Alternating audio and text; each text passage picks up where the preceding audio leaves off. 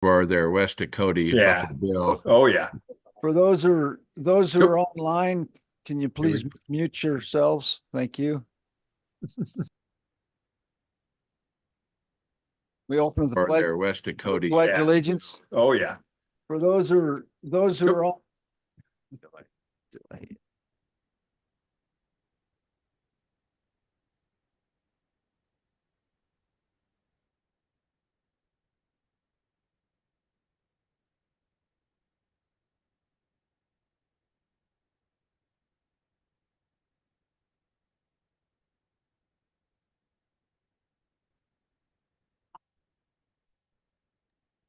Mr. Secretary, can we have a call of members present?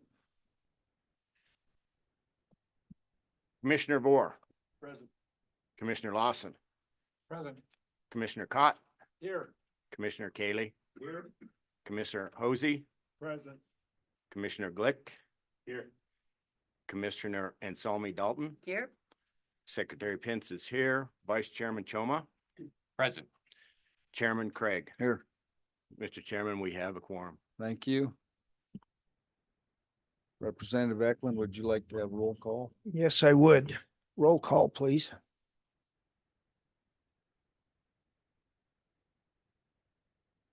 Senator Crum. Here. Senator French. Here. Senator Guru. Here. Senator Jones. Senator Larson. Here. Representative Banks. Excuse. Representative Chustic. Here. Representative Larson. Representative Lawley. Excuse. Representative Strzok. Vice Chair Boner. Here. Chairman Eklund. Here. Mr. Chairman, you have a quorum. Has everyone had opportunity to review the minutes from the March 19th meeting? Are there any additions or corrections or amendments to the minutes? Having none, we have a motion. Clinton? Can we get introductions too across the room? Director? Mr. Chairman, the majority of these folks will be coming up to the front for their individual studies, so they'll be introducing themselves then as well. So I'll leave it up to you if you want to do it now also. Is that satisfactory, Clinton? Okay, thank you. We have a motion for approval of the minutes. Mr. Chair, I would second. Motion made by Commissioner Vore, second by Commissioner Anselmi Dalton. All in favor? Aye. Opposed? Motion passes. Director? Thank you, Mr. Chairman. So we're going to jump right into recommendations for planning studies. And I will just mention to folks, sponsors that are here in the crowd, if you don't have an agenda, there should be more copies out on the table. And as you see your project coming up, be ready to jump up and just come on up and answer any questions that the commission may have. So we'll try to keep things moving as quickly as possible. The other thing I would mention is that when we're done with each discussion on a particular application, the commission is going to take action on that, on whether or not to approve it, to move forward with preliminary approval to begin consultant selection on that particular project. So in the past, we've done where we've kind of taken a whole block of studies and then vote on them. But we want to keep people moving and understand you guys have other things you need to do outside of this meeting. So when your project's done, you'll know the outcome and you can leave if you want. If you want to stay, that's fine too. So, all right. Okay, and I will try to announce what page we're on for each one of these recommendations as we go. So the first one is page 41 of the e-notebook. And this is just a quick explanation. The town of Basin originally came in with an application for a master plan. They've had quite a bit of turnover with their staff, and they didn't realize that there had been a master plan in 2013. So we pointed that out to them, and they're going to go back and look at that and make sure they're proceeding forward with the recommendations from that particular master plan. So they withdrew their application. So with that, I'm going to move on to the next project, which is the Grover Water Master Plan. And again, recognizing we have quite a few new Select Water Committee members, and we have quite a few requests for master plans. is what master plans do, and whether it's for a municipality or a special water district for drinking water, or it's for an agricultural district like an irrigation district. They're really a planning document, and they serve as a blueprint for the water supply improvements that need to be made in a particular system. They prioritize those different projects that are identified. They also look at what financial things would need to be put in place by that particular entity to achieve those priorities. And we try to provide enough information where those folks can also go out and leverage federal funding programs that might be able to be matched with water development funds, so they can get projects done with as little money out of pocket as they can, but also to leverage federal funds, because as we've discussed, we have limited funding for the amount of demands we've been seeing. And then also, we're not only looking at the size of the existing system and the existing needs, but also the potential for growth into the future. A lot of times that's a 30-year look, but it really depends. And then, of course, we put together a very preliminary idea of the costs and the schedule to complete those different recommendations that come out of a master plan. So it's a good tool for these communities to plan into the future and get ahead of things before they become a crisis.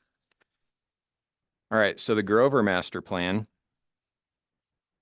This is a system that they use springs for their water supply, and we'll see that quite a bit over in the Star Valley here. We've got 3 different projects from Star Valley today. And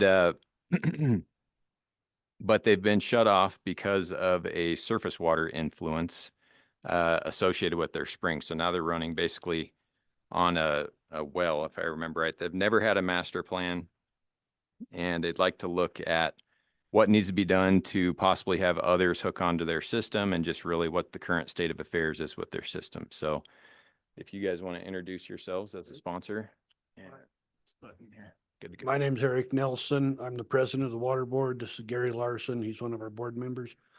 We're just grateful for your interest considering our application, and we'd be willing to answer any questions that you might have. Any questions? Director? And Mr. Chairman, I would mention that as part of looking at their system, to give them a better idea, they're fairly close to Afton, within a couple miles, 2-3 miles, I believe. Okay, and then so on these Star Valley systems back in 2009, there was some initial look at regionalization. So I think that would be another consideration that we would take a look at during this study. Thank you. Is this so would entertain a motion? I'll make sure I understand correctly. Director, you mentioned earlier, I believe these would be motion to begin consultant selection. Is that correct? Yep, preliminary approval to begin consultant selection. We have a motion. Mr. Chair, would we want to take this as a block, maybe all the level 1 projects? Mr. Chairman, that's what I discussed right before we got started here. Just an idea for consideration. If we do these individually, then folks can leave instead of having to wait around for the entire block. So again, I'll leave that up to the body. I believe we can do them one at a time, and if we just move along, is that acceptable? We have a motion. Commissioner Cott, I have a motion that we move forward with the Grover Water Master Plan as presented. Second. motion made and seconded by Commissioner Cott, or made by Commissioner Cott, second by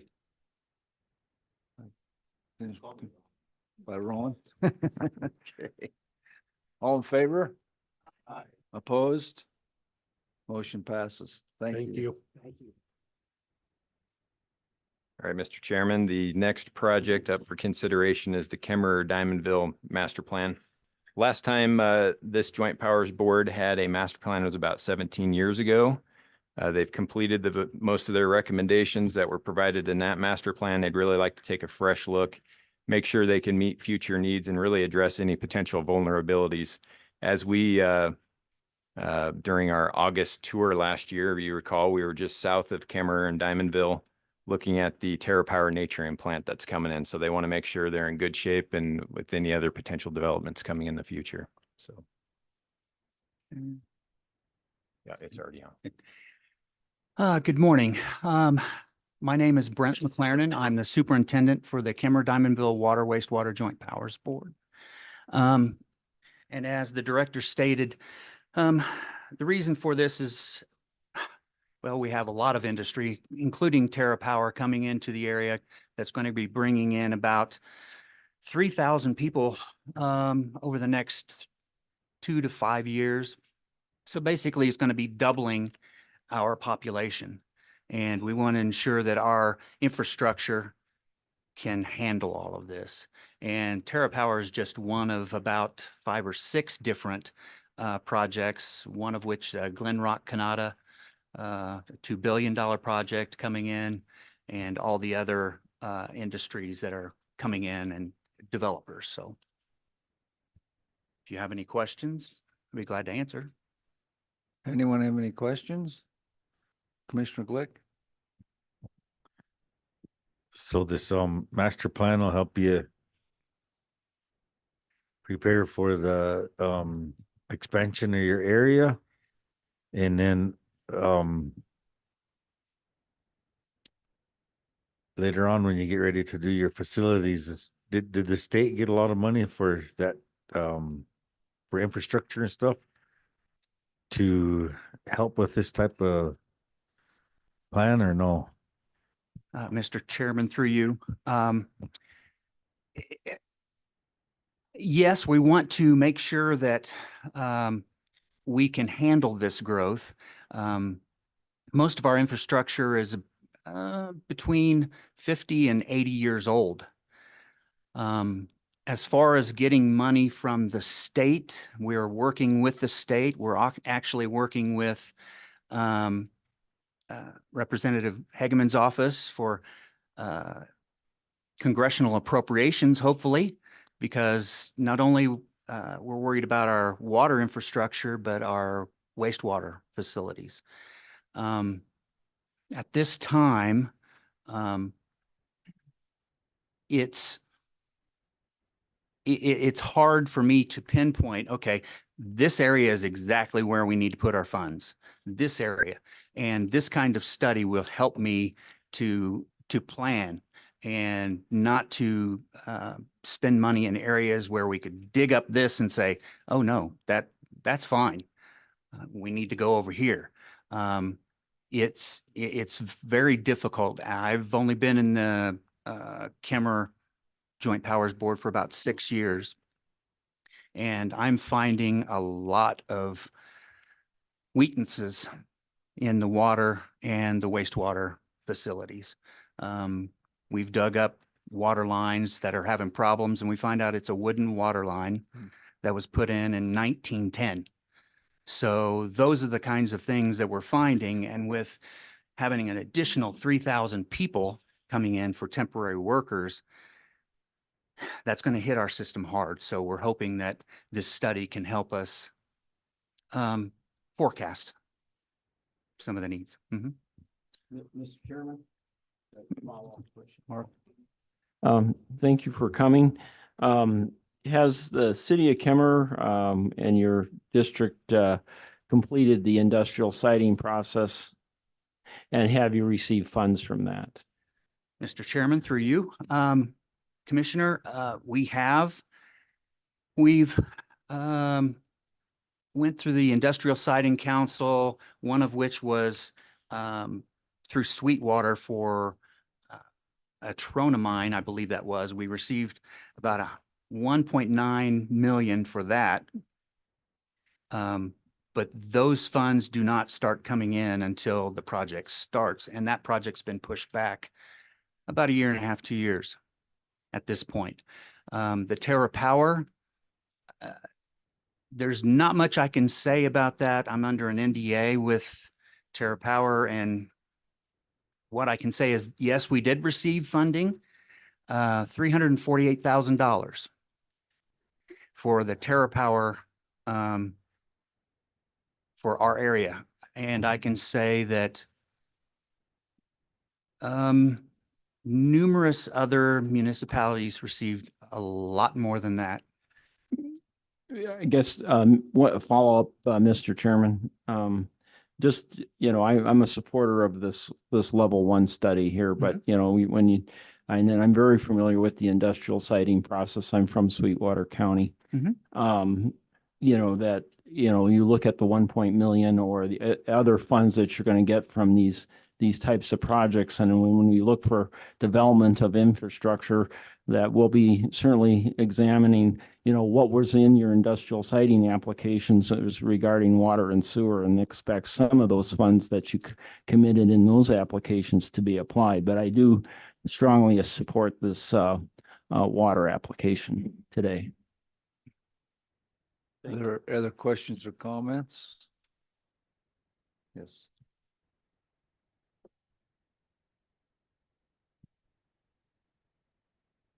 Okay, got it. Cool. Thanks for being here.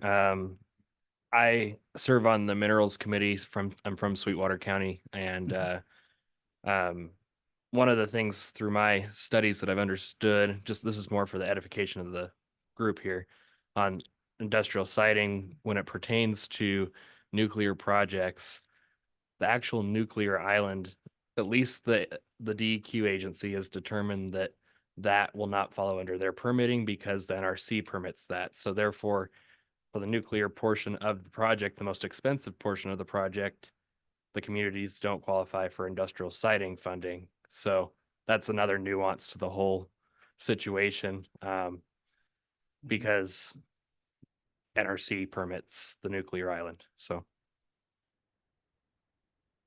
Okay, thank you. I think Director Mead had suggested to me that we need to be a little bit cautious about going down rabbit holes in the conversation about the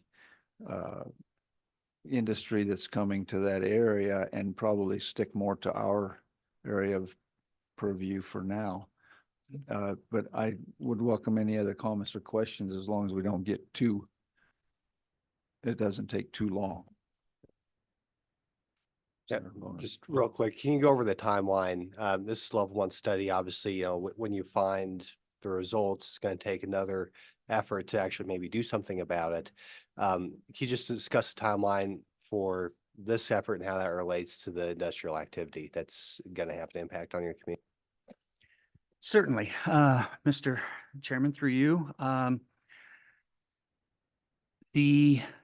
As far as the timeline goes, we're looking for these industries to come in within 2 to 5 years. And we're very aware that once we do get funding, a lot of these projects are going to take 2 to 5 years to complete, to get engineering and everything. But we're kind of behind the 8 ball right now. It's the chicken or the egg. You trying to get the funding, trying to get everything together, and then the projects are coming in, and we're trying to mitigate things currently.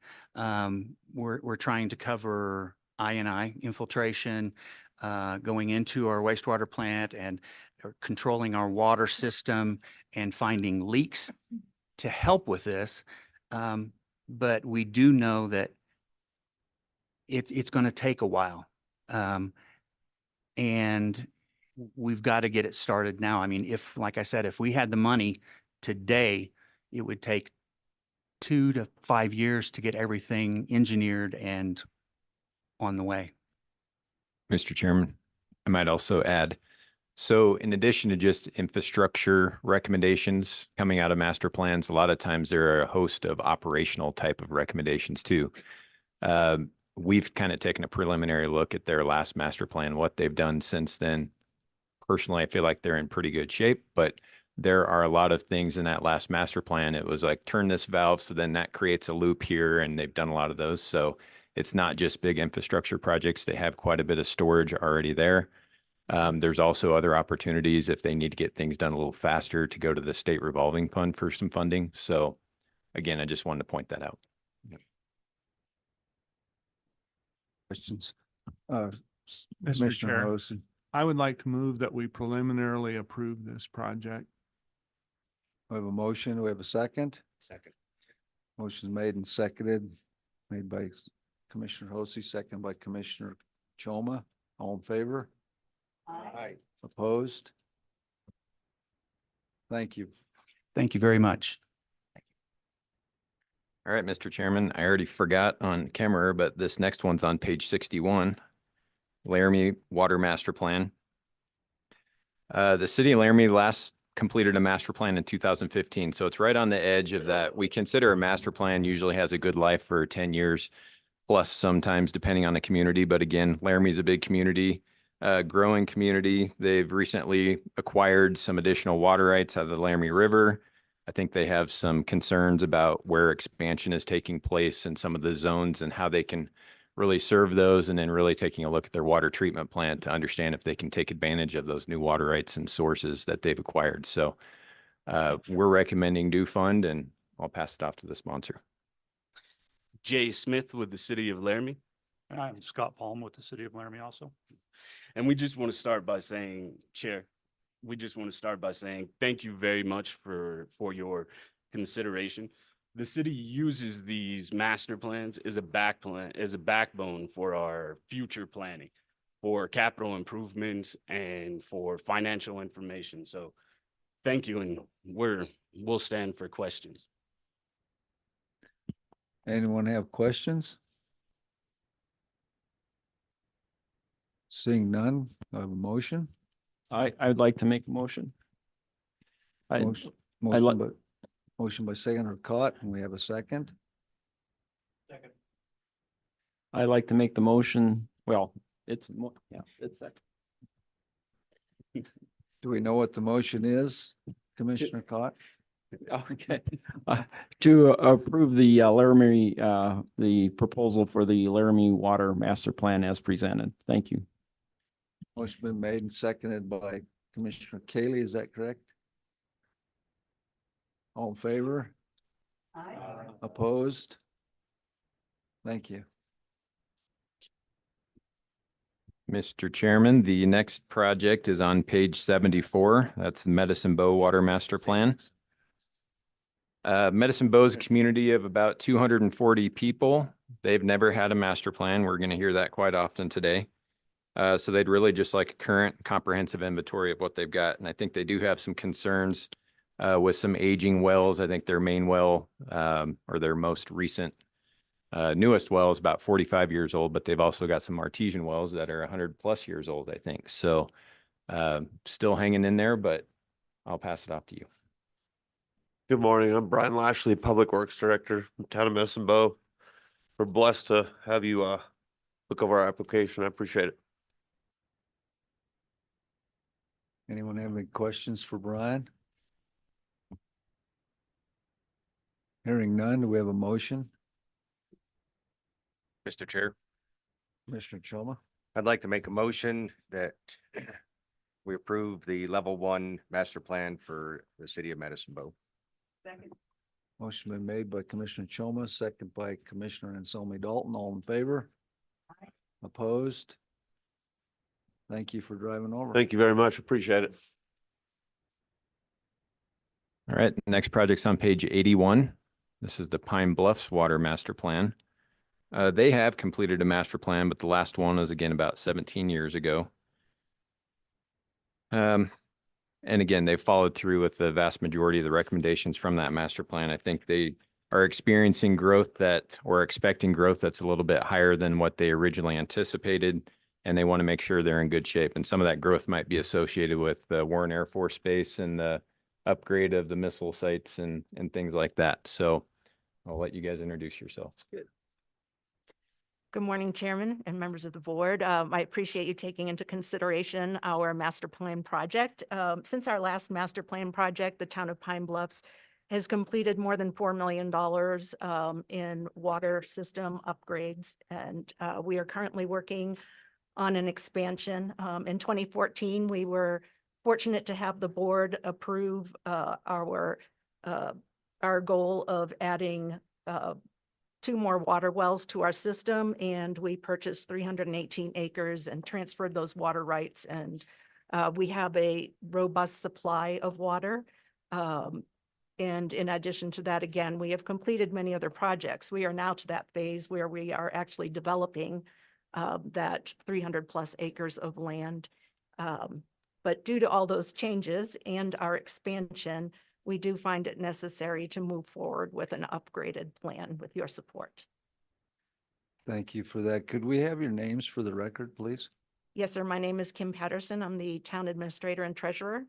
And I'm Chris Lidstone, and I've been the town engineer for Pine Bluffs for a number of Okay. years. Thank you. We're happy to answer any questions you've got. But yeah, we have certainly been, appreciate the support we've had from the Water Development Commission on a number of projects, our deep wells and our isolated transmission lines. And the level 1 process has been fundamental in our evaluations of our entire water system. So thank you very much. Anyone have questions? Commissioner Anselmi Dalton? Just one small question. Last night I was talking to my neighbor and they said that they use gray water to irrigate their cemetery, but they had to be careful because of the salt and it was killing off the trees. So they had to sort of be careful. Are you guys using gray water? I saw that you do irrigate the cemetery. We do irrigate the cemetery and we do not use gray water to irrigate the cemetery. We have recently put in a well that is not tied in with our water system, and that is on that new property, and we use that primarily as a bulk water fill station for all the construction projects in the area. Other questions? Chairman? Senator Ball? Going to move to approve. We have another question. I'm sorry to interrupt. Senator Ball. Okay, so quick question, you mentioned the Sentinel project. And, just reading the news, it seems like there's quite a bit of ambiguity as to what's going to be involved with that project. They just realized that they do in fact have to replace a lot of the concrete that's been in there since 1962. And obviously that's going to be temporary in nature. So maybe more direct question for Director Mead. How do you account for that ambiguity in terms of the federal government doesn't even know what's required for that project, it seems currently?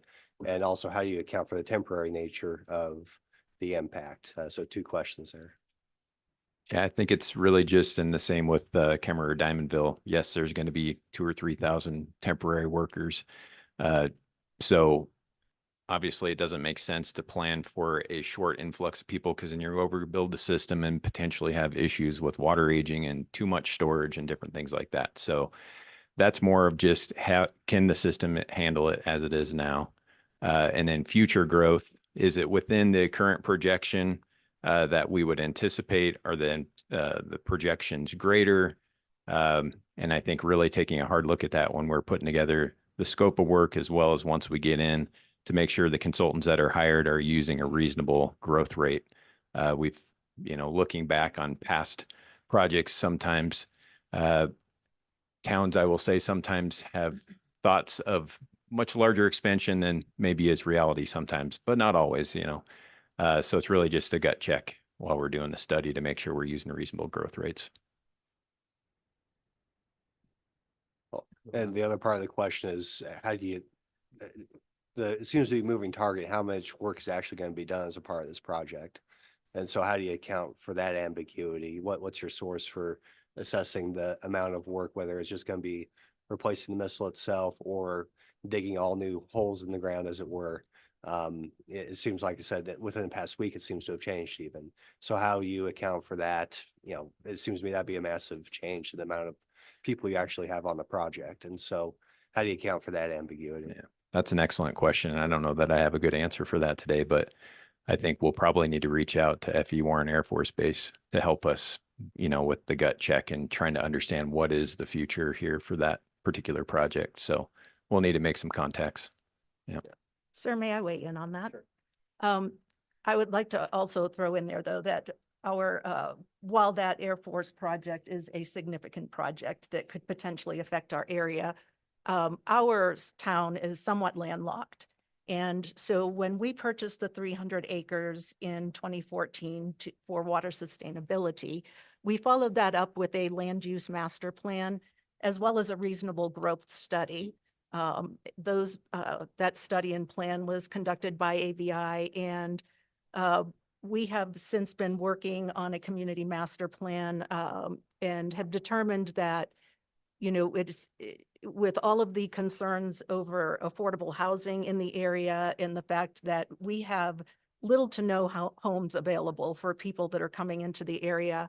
We have a growing industry in Pine Bluffs, and, we have a lot of folks that commute from Pine Bluffs to Cheyenne for jobs every day. So while this project may definitely impact the town, our primary reason for developing this land is to provide that affordable housing.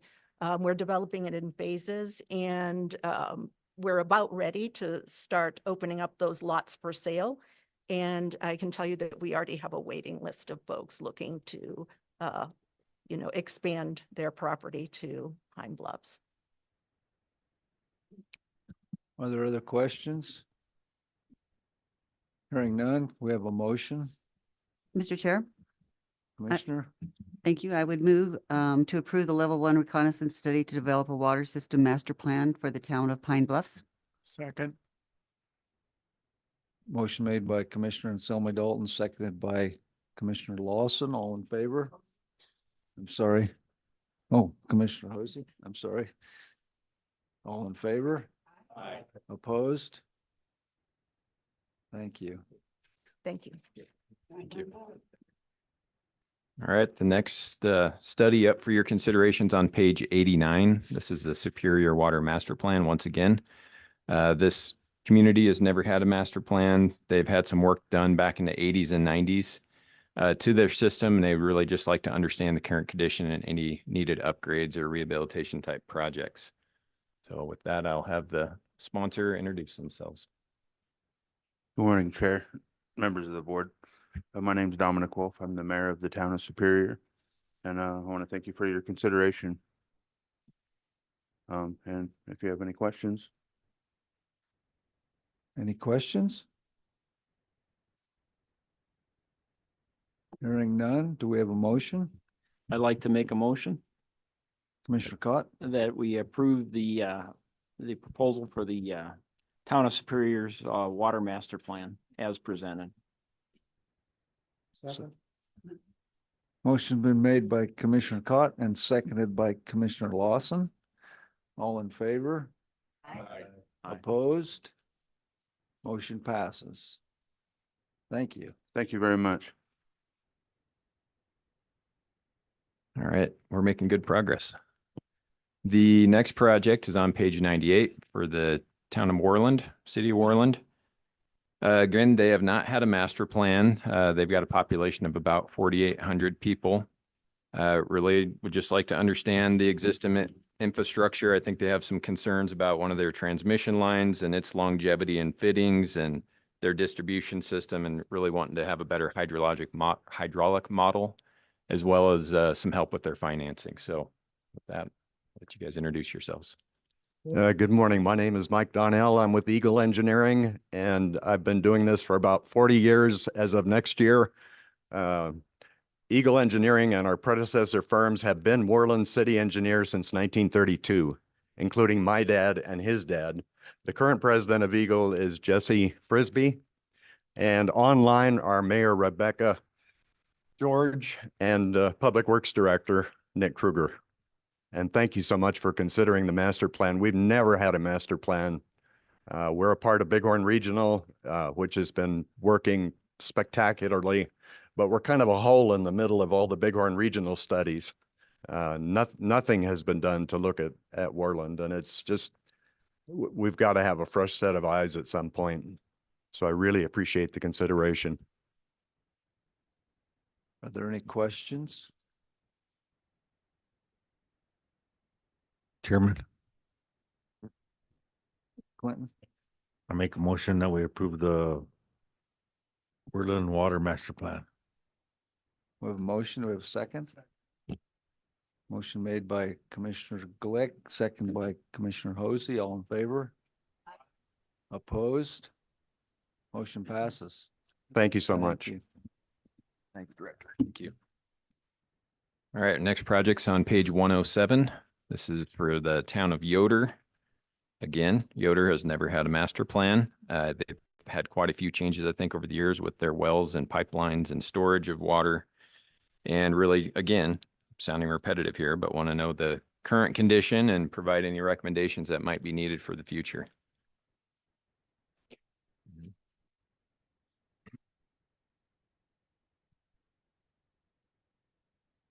I'm a little slow getting up here, but thank you for your consideration. I'm Norman Fagler. I'm the mayor of Yoder, and we've never had a level 1 master plan study, and we would like to do that for several reasons.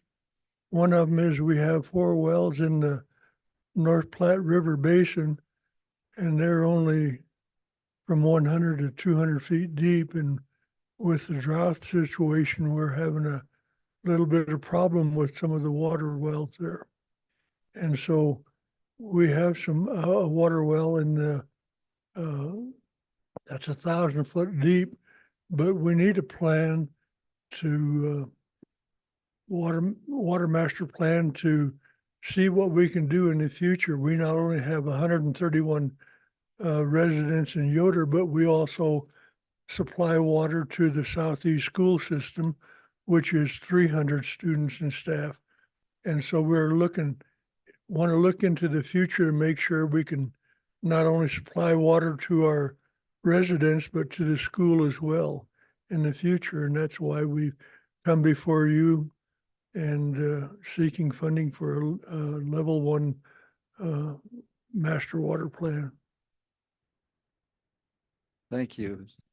Anyone have questions? No questions? We have a motion? Chairman, I'll make a motion that we pass the Yoder Water Master Plan. A second? Second. Motion made by Commissioner Glick, second by Commissioner Choma. All in favor? Opposed? Motion passes. Thank you. Thank you for your consideration. I appreciate it. All right, Mr. Chairman, we'll be moving on to our level 2 feasibility study requests. And I'm going to pull up another chair. So we're going to talk about Bedford, but a couple projects down the line, we also have Turnerville, and it's going to be a conversation of really both of these. So give me just a second.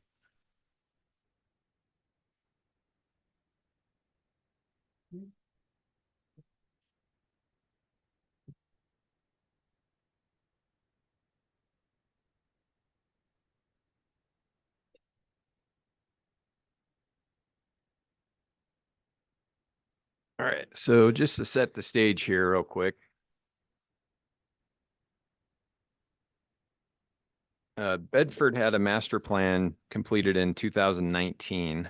And at that time, it was discussed that they had ample sources of water and storage for growth and everything else. But since that time, their source of water the main source is called the Big Spring up on the mountain or up in the canyon. They also have a well, and that Big Spring has been experiencing some fluctuations of flow, especially over this last winter. It sounds like it's down to a trickle. And they've had to implement some emergency actions because now they're more on their well, which is down in the valley.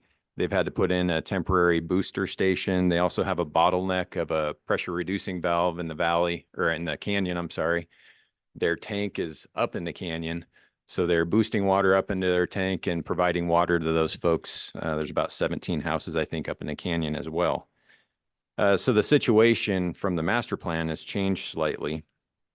And then in addition to that, their spring, I think, had a hit for E. coli a few years ago, and they're up for another test from the EPA. So what we've been experiencing, I think, in the Star Valley community is quite a few of them have these springs that they've relied on in the past, and they're becoming a little more difficult in the future, either with fluctuations in flow or potential groundwater under the influence of surface water, which gets EPA's attention very quickly. So in addition to that, the town of Turnerville has also asked us for a level 2 study. They have also a spring called Willow Creek Spring that they get their water from, and they don't have any backup source of supply as far as wells. And that spring is under an EPA order currently. So what they are tasked with is potentially fixing their spring or looking for another groundwater source, as in well water. In 2020, they had an independent study done. I believe it's maybe through SRF, but I can't remember exactly how that was funded. But a local engineering firm looked at it and looked at options of drilling a well versus hooking on to another system. And actually, the most economical option was for Turnerville to hook on to Bedford. And in the Bedford master plan, when they looked at, that they were in pretty good shape, it was also suggested that at some point in the future that Bedford might think about hooking on to Thane. All these communities are within a few miles of each other when you're looking at their distribution systems and, the next community over is distribution system. So originally we thought, it probably makes most sense. Yes, let's look at these individual communities' groundwater sources and make sure, understand, can they rehab their spring or do they need to look at a well? But also regionalization, as I mentioned when I talked about Grover earlier, has been discussed in the past. And I think instead of continually trying to band-aid these smaller communities, that eventually they continue to get closer together as they grow in population. And I know Bedford's population has probably grown faster than they have expected it to. So our original recommendation was to combine these two studies.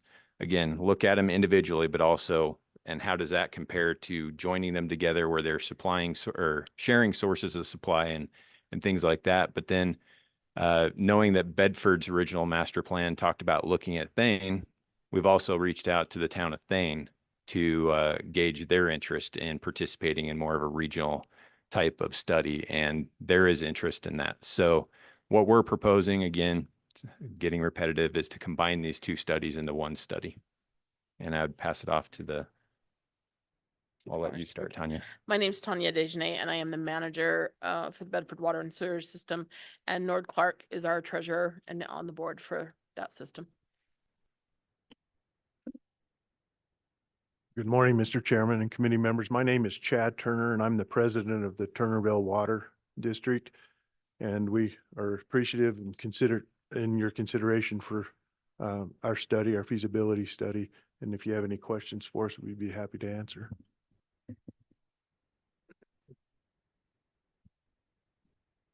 Director, as far as combining that, how would we form a motion to combine the two studies?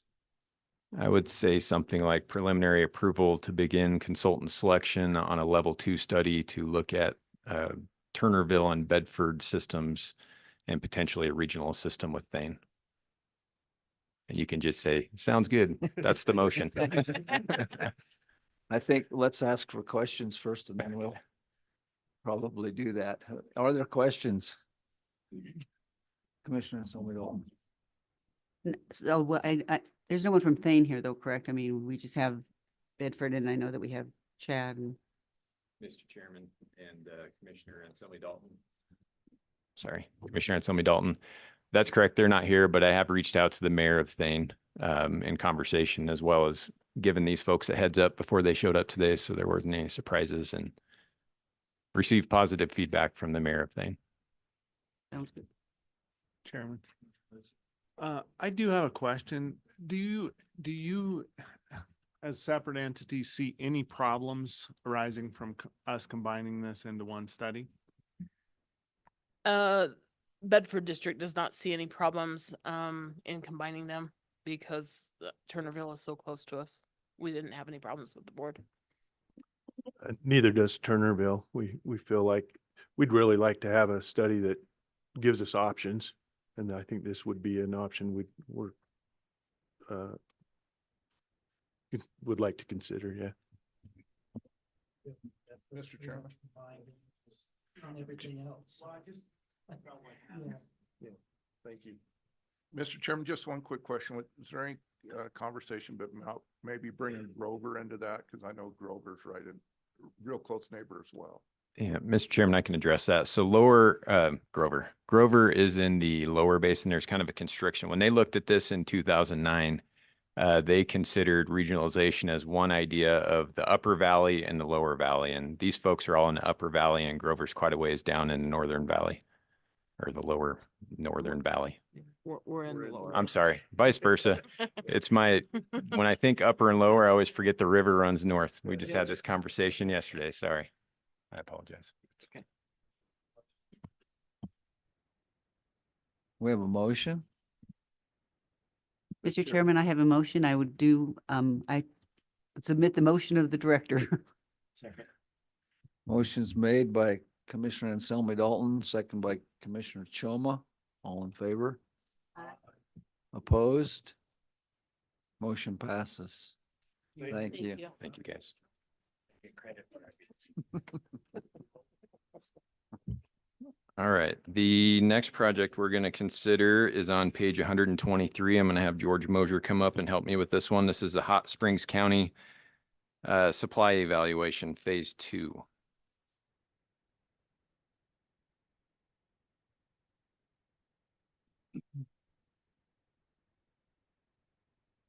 Thank you, Mr. Chair. The office thought it'd be, excuse me, helpful to provide a little bit of background on the Hot Springs County application. Members of the commission will recall that this sponsor applied for a test well drilling project with the commission 2 years ago. And kind of the background for this is that Thermopolis and all of the adjacent water districts currently receive water from the town of Thermopolis water treatment plant, and the plant treats water from the Bighorn River. The commission, in considering this, the application 2 years ago, ultimately decided to proceed with a broad study that would evaluate not only groundwater sources of supply, but also look at what the existing water treatment plant was doing. So over the course of the past, say, 8 months, our consultants have really dug into what would be those well locations, what's the potential for developing groundwater, and did also a deep dive on the water treatment plant.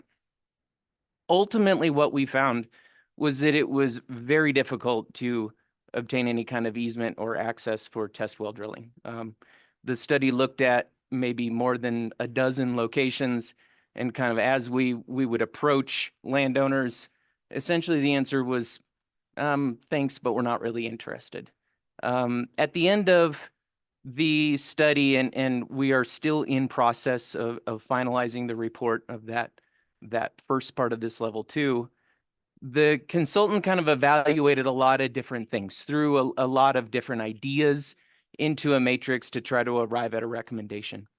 And what we had tumbled to was there was really only one structure where it looked like access could reasonably be obtained.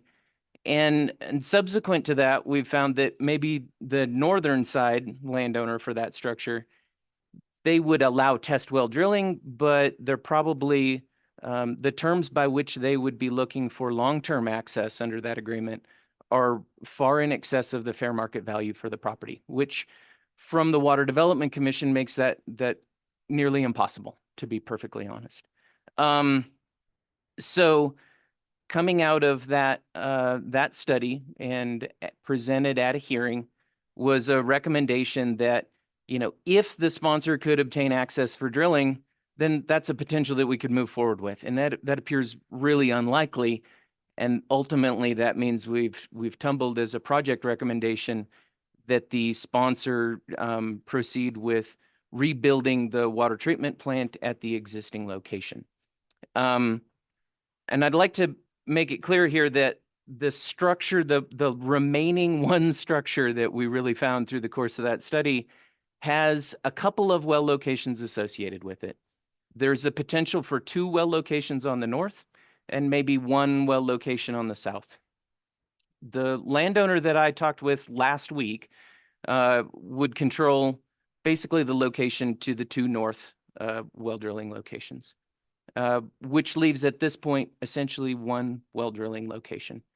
To meet DEQ minimums for supplying any kind of system of this size, the system is going to have 2 sources of supply. They're going to have to be able to meet the average day demand with their single largest source out of commission. So at this point, unfortunately, I think everybody on the commission recognizes that I'm a geologist. I'm really interested in the well drilling component of this, I just don't see a path forward to success for drilling a test well. The unfortunate part about that is just the idea that, you know, the commission and the office is mindful that we exist to explore for new options, right? To look for new ways to use water within the state. And we thought very carefully about that recommendation. So ultimately, what you will find in front of you today is a recommendation of do not fund on this particular application. And we really think that pursuing any kind of test well drilling project or continuing to pursue that sort of stuff would divert time and resources from just building a new water treatment plant in order to secure supply for this area. With that, Tom Ryan is right beside me here. Tom is a Hot Springs County Commissioner and Chairman of the Joint Powers Board, and also with him is Adam Estenson with the town of Thermopolis.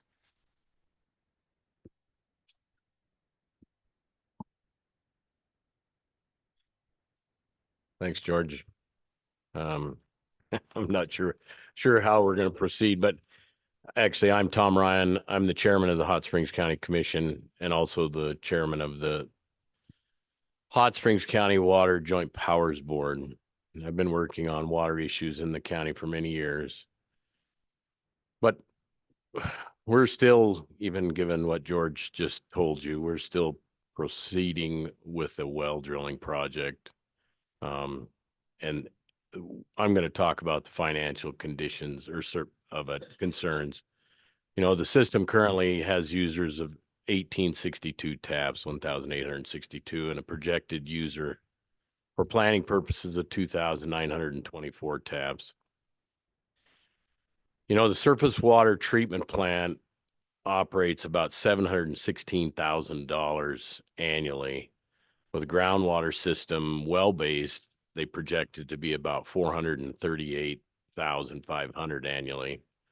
It's an annual savings of about $275,000. You know, our 30-year cost difference, that's $8.33 million. And the 60-year cost difference is $16.67 million. It's the only water in Hot Springs County. So, you know, the surface water risk and the cost, the Bighorn River is where we pump our water. You know, it comes out of the canyon as the Wind River, and then it turns into the Bighorn River but, you know, there's a lot of upstream users that cause concern. You know, Riverton drains into that, all the agriculture over in the valley, and all the stuff up at Lysite. So it concerns us on the safety of the water. It's always a risk. You know, there's a major rail corridor that goes through there and runs right next to the river. If you ever have contamination, we're in trouble. And the increased testing requirements of the EPA that are coming, and the chemicals that you have to use to treat it. Surface system also requires more staffing, specialized infrastructure to meet regulatory standards. So we're looking at the numbers. Treating groundwater costs a lot less than treating river water, millions less over time. Groundwater is also more reliable and less risky. Study gives us a chance to find out if the option is even possible.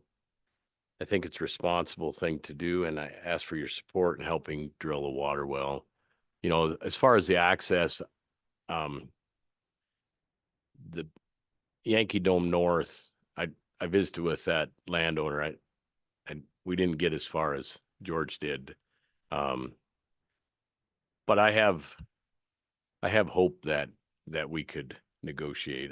I wasn't part of the negotiation, but and the one to the south, after I talked to the one to the north, I thought he was a lot more receptive, and I don't know what to say. I'd like to have another shot at Fred and see whether we could talk it out. But anyway, I'll let Mayor Estenson talk, and then maybe if we can answer questions. Thank you, Mr. Chairman, commissioners and committee members. My name is Adam Estenson. I'm the mayor of Thermopolis. what I want to talk about is more of the governance of the system, equity, and kind of the integration challenges we'd be facing with the recommendation that's before you today. I understand that the commission doesn't really get into how we're going to govern this thing once it's all set up, but I do want to make sure that it is a factor in your decision making. And contrary to what you may be seeing in statewide or regional media outlets, we actually are at the highest level of collaboration in Hot Springs County that I think we've been in a long time, or maybe ever. So it's important to recognize that through this first phase of the level 2, we came basically to two recommendations. Either we do something with the town's surface water treatment plant, or develop a groundwater source. They lend themselves to two very different operational and governance frameworks in the way we look at these. So I want to explain why I think the groundwater option offers a more sustainable and equitable path forward. And that option represents more of what people are looking for in Hot Springs County. So the town of Thermopolis currently acts as the wholesale provider to southern Hot Springs County. That includes the municipality of East Thermopolis and then the other rural districts that tie on to the town system. They do not have direct representation in any decisions that affect their water rates or services. So the 5 council members, myself included, of the town of Thermop, we set all the rates, and then that is sold at that base rate. But when we have to increase our costs for our enterprise fund, those people have no actual representation there. They obviously are free to chime in, but they have no representation. So that creates an imbalance in that governance, and in the way town council is looking at this is not sustainable long term as the region starts to grow. When it comes to the integration of the system and the operational complexity, continuing to route regional water. So if we try to do regional water through the current treatment plant, introduces issues with coordination, complicates the system's oversight, and creates cost allocation challenges. Basically what happens right now is our water treatment plant treats the water, it pumps into the town system. The town's users get the first grab of the water, and then once that water's done being used in our system, it goes out to the other systems. If we all of a sudden have a joint powers board, which is what really everyone wants, is to regionalize water, the study did not fully expand on how does that happen. How does that look? How do we monitor that water? There's going to be infrastructure cost in metering that water before it comes into the Thermopolis, the town of Thermopolis system, and going to those other systems. So the groundwater infrastructure would be owned, that you're starting from scratch basically. So it's easier to plug a new entity to be the owner of that and operator of that. It supports a more balanced, equitable governance structure where all participating districts have a voice and representation. It simplifies operations and improves transparency in decision-making and rate setting. This project is not only about infrastructure, it's about shared responsibilities and long-term functionality. A groundwater system managed by the Joint Powers Board enables true regional governance, reduces operational complexity, and aligns control with accountability. I respectfully urge the commission to allow this study to continue, and I appreciate your time. Thank you. And we'd stand for questions if anybody has any. Mr. Chair. Other questions? Mr. Representative. George, could you update us a little bit on the status of the Buffalo Creek well and where that might be, or if it's available? My understanding it's a fairly high yielding well, but it's been capped since it was drilled. Mr. Chair, through you, in response to Commissioner Vore, the Buffalo Creek well, to kind of bring in a little bit of history here. The Buffalo Creek well was a well that was kind of drilled in the southern end. It was originally thought as a source of supply associated with a Bighorn Regional Joint Powers Board sponsor, but it's a well that's on the order of about 4 miles or 4.5 miles south of Thermopolis. That well was the subject of a level 2 exploration study by the commission. It was subsequently tested. I believe it was tested at a little over 800 gallons a minute for yield. And that well remains idle to this day. Part of the reason for that was that there was some local concern about the potential for impact to spring flow from the big spring. And so it's one of the pieces that the office was mindful of when we considered this recommendation, is that the commission has spent money already on the Buffalo Creek well, and for reasons of local concern, that well is in fact idle today. It's capped and has never been folded into a source of supply for a community. So even if well drilling is successful on Yankee Dome, we do have some concern that it could end up having the same sort of dilemma or end up in a similar status as the Buffalo Creek well. It was just one of the pieces that we put into our thoughts about crafting this recommendation, but that well sits idle today. More specifically, the access to it for the commission has expired for the landowner, so we have a valid easement associated with the parcel of land that the well sits, but the commission does not have legal access to the well at this point in time. As part of this study, we actually approached the landowner for the Buffalo Creek well to determine whether we could secure access to Buffalo Creek, either for additional testing or for potential tie-in, and the landowner was not amenable to granting further access for exploration work. Mr. Chairman, I should also recognize a couple of things here. We did get some letters of support as well as some letters of opposition to this study. Representative Winters expressed his support in a letter. Of course, the town of Thermopolis provided a support letter. The Hot Springs Conservation District brought up something very similar to the Buffalo Creek well, which was concerns potentially with the big springs at the state park. And then an individual landowner brought up the same concerns, I think. So we just wanted to recognize those there in your packet with the recommendations. One other question, Mr. Chair. Commissioner? What's the, how far is it from Thermopolis to the southern end of the Bighorn Regional system? Mr. Chair, that's a complicated question. In part because there really are some pipelines that exist in place, although not of a capacity that could supply anything, that could conceivably connect these systems together. When we have previously, when the commission has looked at evaluations of the Bighorn Regional System, most recently, I think in 2018 in a 2021 report, essentially, there's not enough capacity within the Bighorn Regional System to supply this area if this area doesn't have some additional source of supply.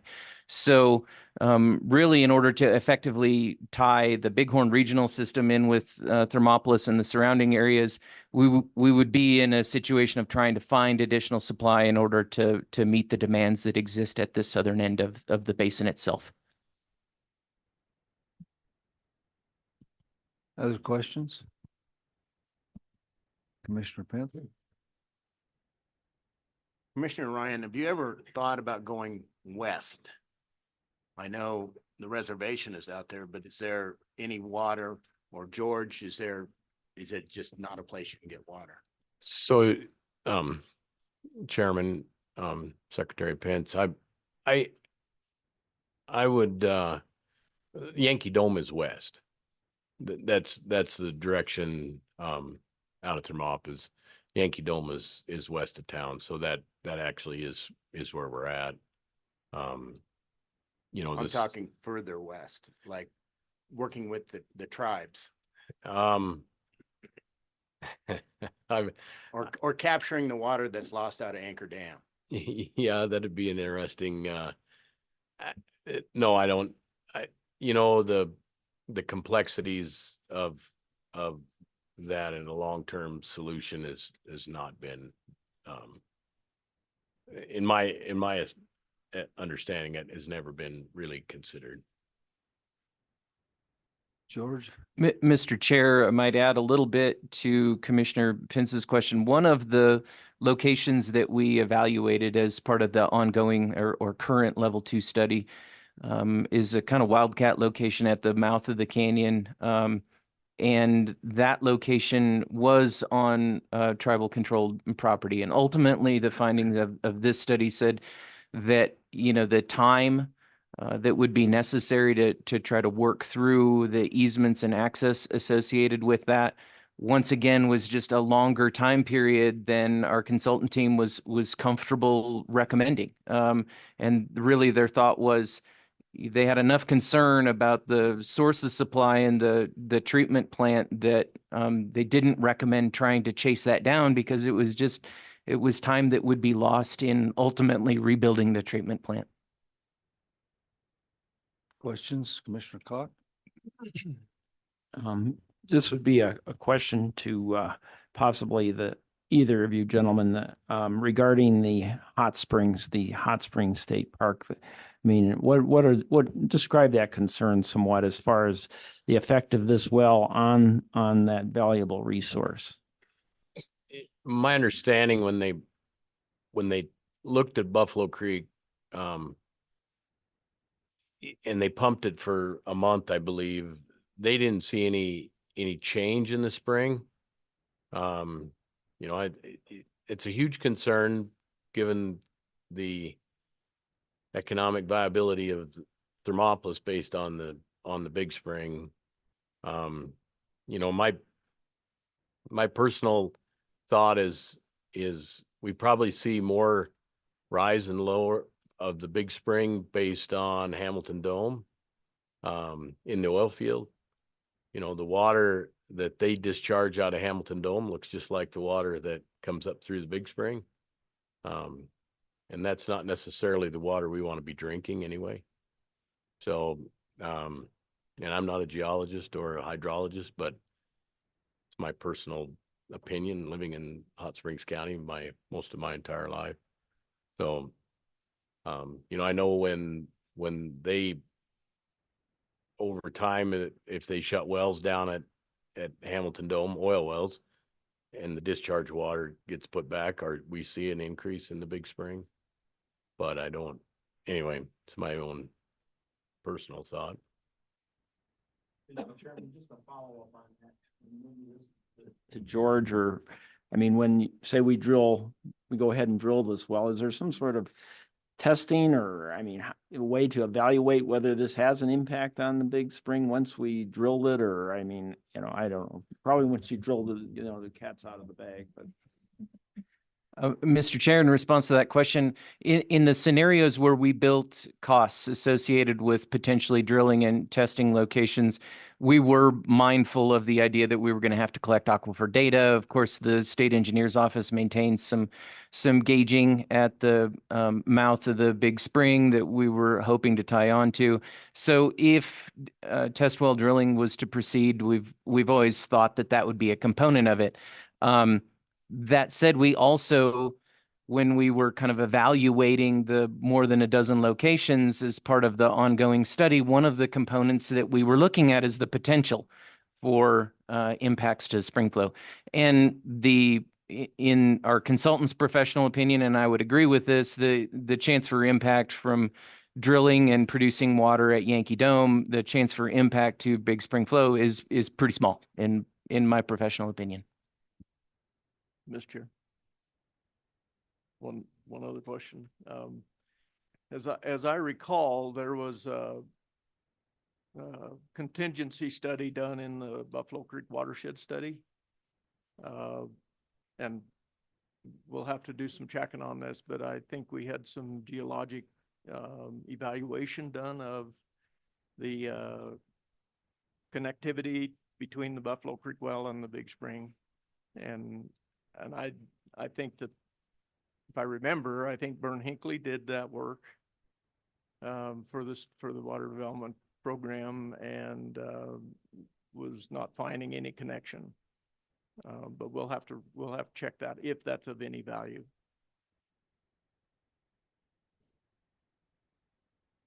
Mr. Chair, I don't really have a response. I'm aware of at least 2 follow-up evaluations from the Buffalo Creek well that were done by professional geologists that had a conclusion similar to that there really was not an impact of producing water from the Buffalo Creek at the Big Spring. Mr. Chairman, so I think again, we're talking about the current condition of the water treatment plant and the need to make a decision and the lack of access to, go out and drill test wells. So one thing I would like George to talk about real briefly is the cost to go out and drill a test well, because that would be the investment from the program. Not only do you need to get the well drilled, but then you eventually need to tie that into the system, which is going to be miles of pipeline, which is more easements. And the last thing we want to do is invest a large sum of money and then end up with another idle well like Buffalo Creek. So George, if you could just talk about the cost real quick. And I don't disagree with anything the sponsor has said. Groundwater would be a better source. There's no guarantees even on the north or south Yankee Dome of what the quality of that water would be. It's just the situation at hand. So George, when you do discuss that, Commissioner? Yes. George, could you also, I thought you said something that we had to have redundancy also and like have 2 wells if they were going to abandon the treatment plant. I just wanted to make sure I heard you correctly when you go through the costs and tell me about that as well, if you could. Mr. Chair, so the current level 2 study did project well drilling costs for what we will call 3 well locations. 2 wells located on Yankee Dome North and 1 well located Yankee Dome South. In round numbers, the test well drilling, so to drill a size hole that could be pump tested and ultimately demonstrate whether it was a suitable source of supply, for each of those 3 wells, the costs range between 1.8 and say $2 million. For consultant services, so if we're to think about what does that mean to the commission for a level 2 study for each of those locations, we're probably talking about 2.3 or $2.4 million. To answer the question from Commissioner Anselmi Dalton, the DEQ Chapter 12 requirements do specify that for systems of this kind of capacity, they are required to be able to meet their average day demand with their single largest source out of supply. So it's really a 2 well system. And if you only have 2 wells, the smaller of the 2 has to meet your average day demand. When we projected what we thought, and this is just honestly an educated guess, you don't know with groundwater wells until you drill them and test them. We were kind of thinking that all 3 of these locations had the potential to be about 750 gallon a minute wells. And at their current usage for Thermopolis and the area around that, we're looking in the neighborhood of average day demand of 550 or almost 600 gallons per minute. So 1 well would meet that, but in order to comply with the construction standards that DEQ places on public water supplies, they would need 2 wells.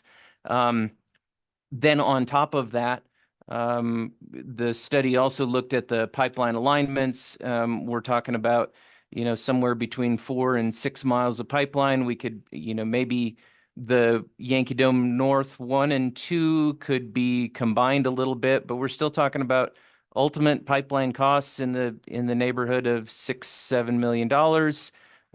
So you can see that pretty quick, even if we find out that the wells are successful, there's additional costs to building a transmission pipeline and getting that into town. This would probably be a good place to also, dovetailing with what the sponsors explained for project costs. One of the things that I had the consultant do is really break that down to the end tap user so that we can really get a sense for what does that mean to the real purchaser of water. If the test well drilling is successful and if we can build out a groundwater sourced system, in an ideal sense, the rate to the average end user per tap is on the order of $14 or $15 per month. So a groundwater source system is, we'll say, roughly $14 cheaper per month to the average end tap.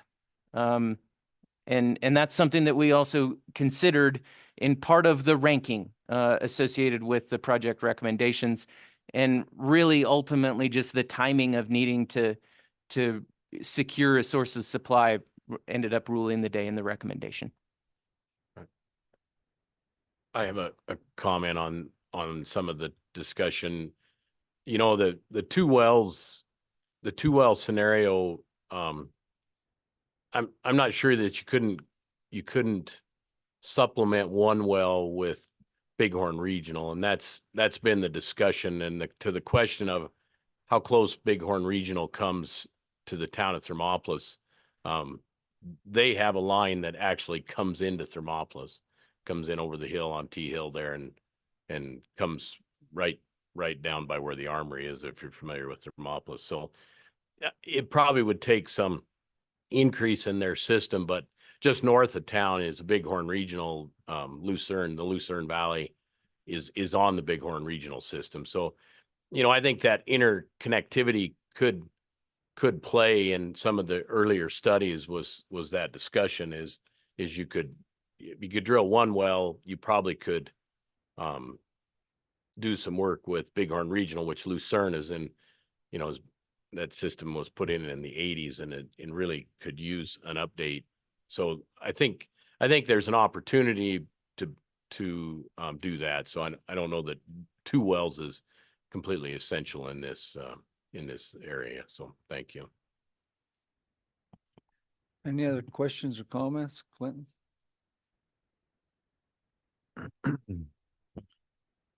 I know you was talking about maybe doing a study or trying to utilize on land on the that the reservation currently owns, and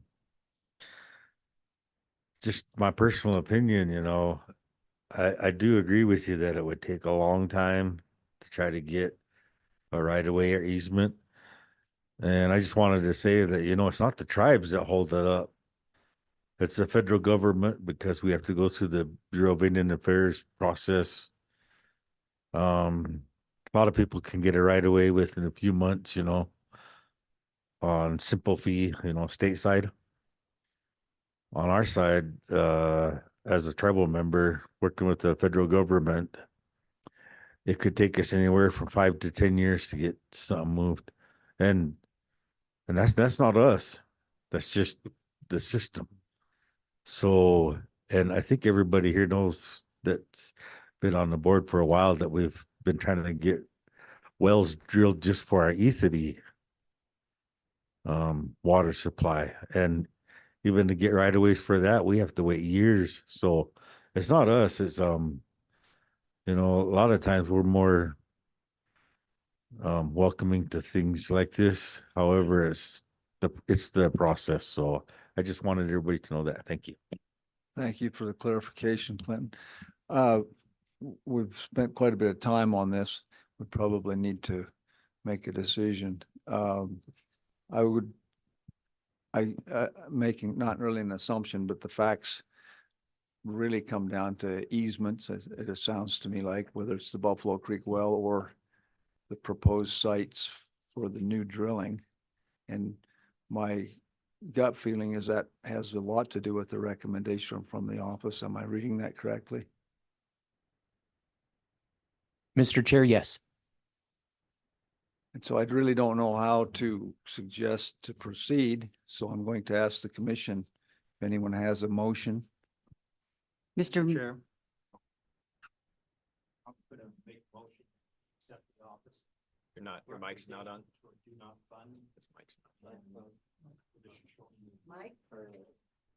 I was just gonna make the recommendation that we take the office, our motion to take the office's recommendation that we do not fund for the Hot Spring County feasibility project. We have a motion to accept the office's recommendation to do not fund. Is there a second? Second. A second. Motion by Commissioner Ron Cayley, second by Commissioner Anselmi Dalton. All in favor? Opposed? No. Motion passes with one nay. Thank you for your time.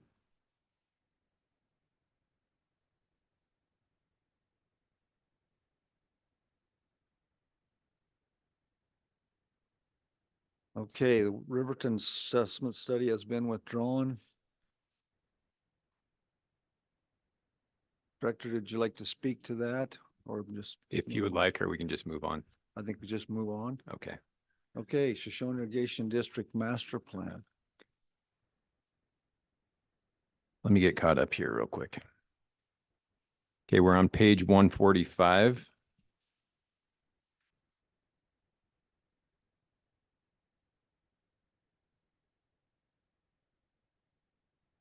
All right, so the Shoshone Irrigation District, they supply approximately 36,000 acres and 1,800 landowners.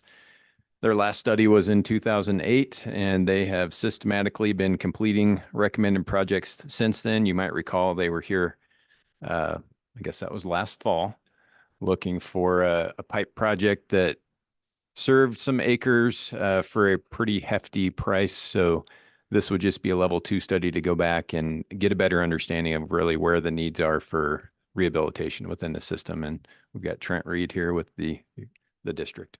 All right, Trent Reed from Shoshone Irrigation District. First and foremost, I want to thank you guys. all Turn for- your mic on, Trent. Hey, there we go. Is that a little better? Trent Reed, Shoshone Irrigation District. First and foremost, I want to thank you guys for your support in the past and look forward to working with you guys in the future.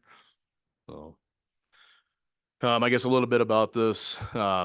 We're just trying to get an updated study put together.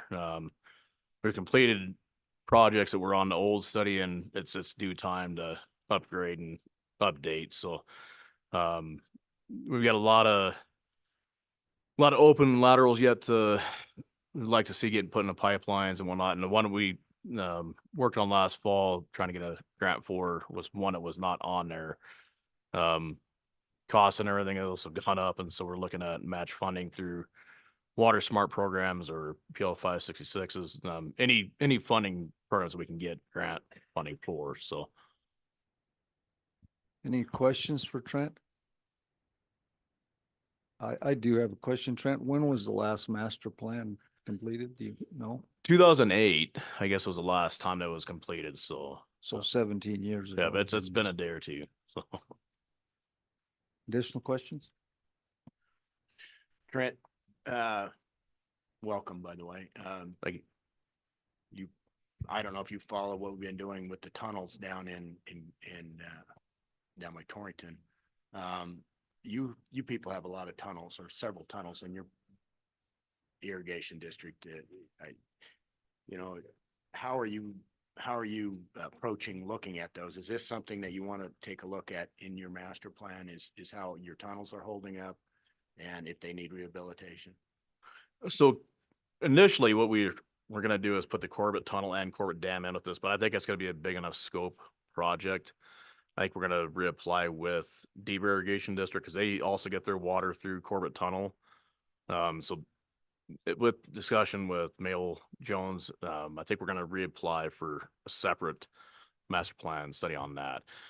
Currently right now with Corbett Tunnel, we've been doing GPR scans as well as using a EM machine. Basically, it just checks for voids, checks for, structural integrity, that type of stuff. We're actually slated to do that again this fall. I've been trying to do that on about a 3-year rotation. So far, everything's been good. Haven't seen any movement or anything like that. So we did find 2 small voids, probably, maybe like half the size of this table here initially in the first study, and we just kind of been monitoring those. So, but yeah, that was that was a pretty eye-opening experience for, I think, everybody in the state of Wyoming and the nation for that matter, so. And it's very expensive. Yes, it is, so. Yep.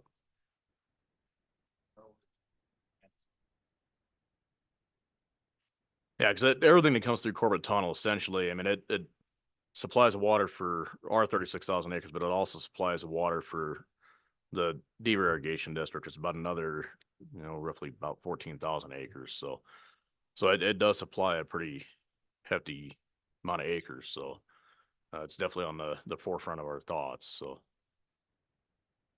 Other questions or comments? Hearing none, do we have a motion? I'd like to move that we approve the Shoshone master plan as presented. Motion made by Commissioner Hosey, a second. Second. Second by Commissioner Choma, all in favor? Opposed? Motion passes. All right. Thank you guys for your time. Thank you, Trent. All right, that takes us into the level 2 project requests. This next one is on page 153, the Alliance lateral ditch. And I'm going to do my best to explain what I know of this project, or what I think I know of this project. So this is the Alliance lateral ditch is owned by the Alliance Lateral Ditch Company. Ditch companies aren't eligible sponsors in our program. The Sheridan County Conservation District. I have Carrie Rogachewski here next to me, and I apologize, I don't know your name, but Tom Manolis, City of Sheridan. okay, Tom Manolis. So the Sheridan County Conservation District and the City of Sheridan have jointly sponsored this project. So the Alliance ditch and basically comes out of the Big Goose Creek. We're talking about Sheridan country, west of Sheridan. And then the Alliance lateral ditch comes off of I guess it's the PK ditch and the Alliance ditch. And that Alliance lateral ditch then runs about 13 miles till it gets to the edge of town, where it currently irrigates roughly, I think, 900 acres or so of lands. And some of those lands have been converted into development, and some of those lands are still in production agriculture. As you can see from the pictures in the recommendation, if you flip back, or maybe we can flip to them on the screen here, go down to page 7.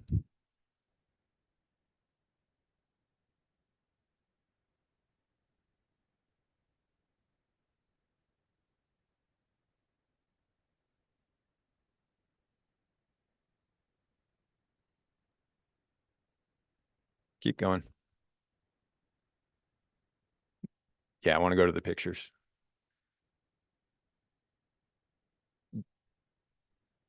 Yep, right there. Okay, so from my understanding, this ditch has a lot of maintenance issues, a lot of sediment, a lot of erosion, sloughing, seepage. That picture on the top left there, I think locally is known as the Grand Canyon. And that little black dot up on the top right next to the rim is a person, to give you an idea of the scale of the erosion associated with this lateral.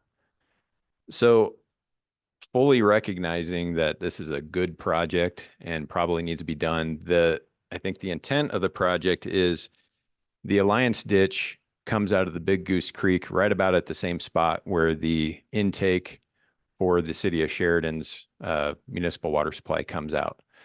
So what they want to look at is to more or less, I would say, abandon the ditch, and you can correct me where I'm wrong, Carrie, and run that water through the city's pipeline, and then add some additional pipeline, because you got to get all the way down. Now, if you would scroll back up to the previous page. Like I said, I think it's about 13 miles till you get to the irrigated lands portion of it. Okay, so you can see kind of the dark green areas in the picture in the middle, and then how close town is. And kind of in between the two darkest green areas, you can see some individual development there, who's also irrigating from that particular ditch. And from understanding, we've got a number of support letters. The chairman of the Alliance Lateral Ditch, who also, I think, owns a good majority of these irrigated lands, admits that they're probably not going to be irrigating much longer because of development.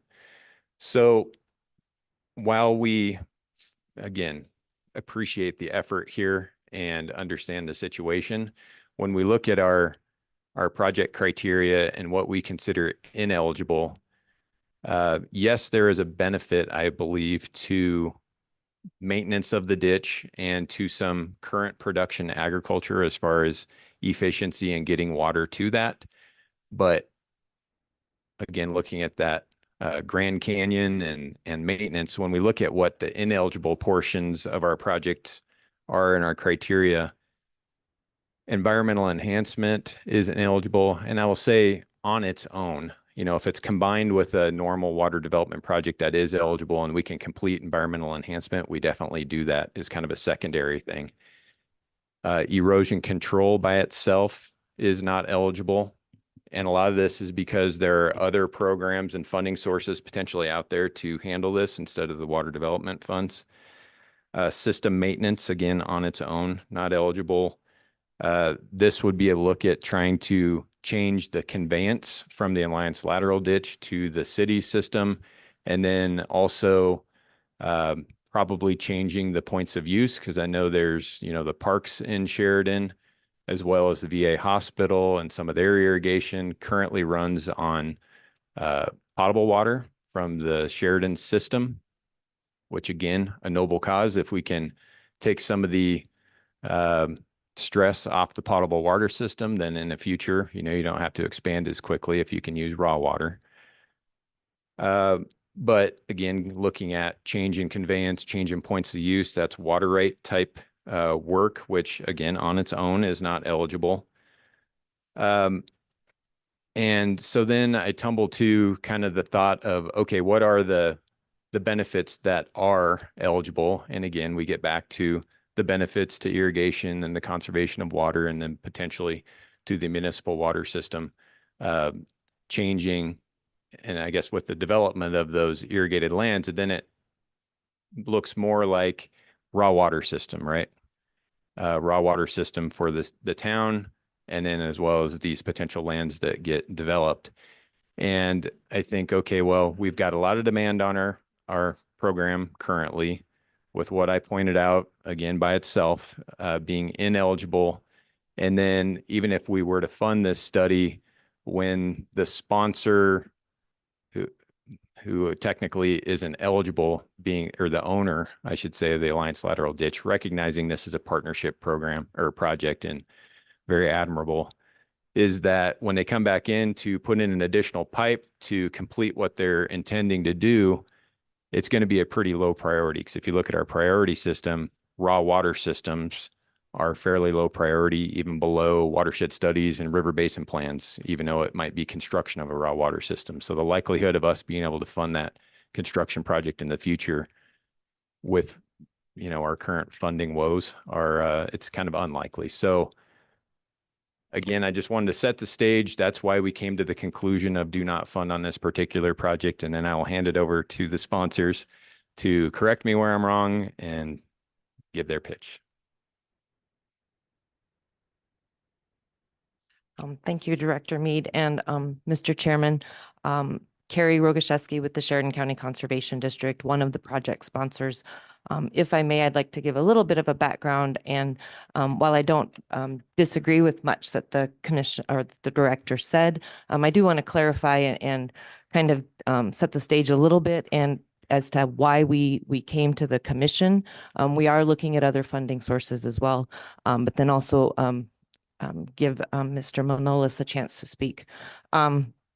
First and foremost, what I'd like to thank you on behalf of the Conservation District for the past support of the commission. We've used small water project program funding, level 1 studies, and those have been really helpful. Regarding the level 1 studies, this project or this, the Goose Creek level 1 study, which we sponsored and was completed in 2018, was in part, the reason the Conservation District brought that one forward was in part through a request from the Alliance Lateral and other other irrigation, I guess, users off of that lateral approached the Conservation District about sponsoring a level 1. At the time, the Conservation District Board was not in support of supporting a level 1 for just one irrigation ditch. So we expanded that to include the entire Goose Creek level 1. Several recommendations were in that, and potential projects were identified in that study that we have been working through, in part through the Small Water Project Program as we are able to. I do want to mention that it was that level 1 that identified almost 20 individual improvements on the Alliance lateral alone. If we were to take the word that Director Mead used earlier, Band-Aid those fixes and try to approach those one treatment at a time, that cost was estimated to be about $2 million in 2018.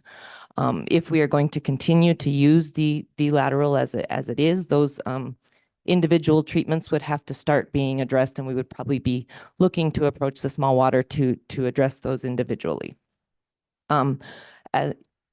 Instead of that, through conversations with the city of Sheridan, the ditch company, and other irrigators, we wanted to think out of the box a little bit, and rather than apply those little individual treatments, which is a culvert here, a stretch of pipe there, trash racks and other things, to mitigate the erosion, we decided to try to think out of the box a little bit. So it's in part an agricultural project because there are, even though as commissioner or as Director Mead, sorry, I keep wanting you to be a commissioner. As Director Mead mentioned, certainly some of that is, the reality is some will be subject to development, annexation into the city, no question there. I'm not going to try to pretend that's not an outlook in the future. That being said, there are a number of properties, some of those rural subdivisions, small acreage properties, do use irrigation water through the Alliance lateral and do have significant issues with increased sediment and water delivery concerns because of the condition of that ditch. We did look through, before we submitted this application, we did look at, okay, is it just a water rights, I guess, a change in water rights and water conveyance and that kind of process. And if it was going to be that, we were not going to go through the process of submitting an application. As we looked at that and then communications with the state engineer's office, couple of questions. First, we didn't know whether it made sense to change that point of conveyance to the raw water transmission line that's already in place and or expanding that. There were still a lot of questions, so we couldn't just simply move forward with that water rights change exercise. One of the other pieces that, and then I promise I will be done here quickly and let Tom speak as well. The concern about if construction funding is not provided through this body, future construction funding based on priority limited funding and those other concerns that were mentioned. We have seen in past situations, level 1 studies are an example, but other studies that we have done, we're having that solid plan or that technical feasibility understood, the financial feasibility allows us to be more successful in securing funding from other entities for that piece. So I don't want that to be the only reason that it doesn't get funding is poor likelihood of construction funding.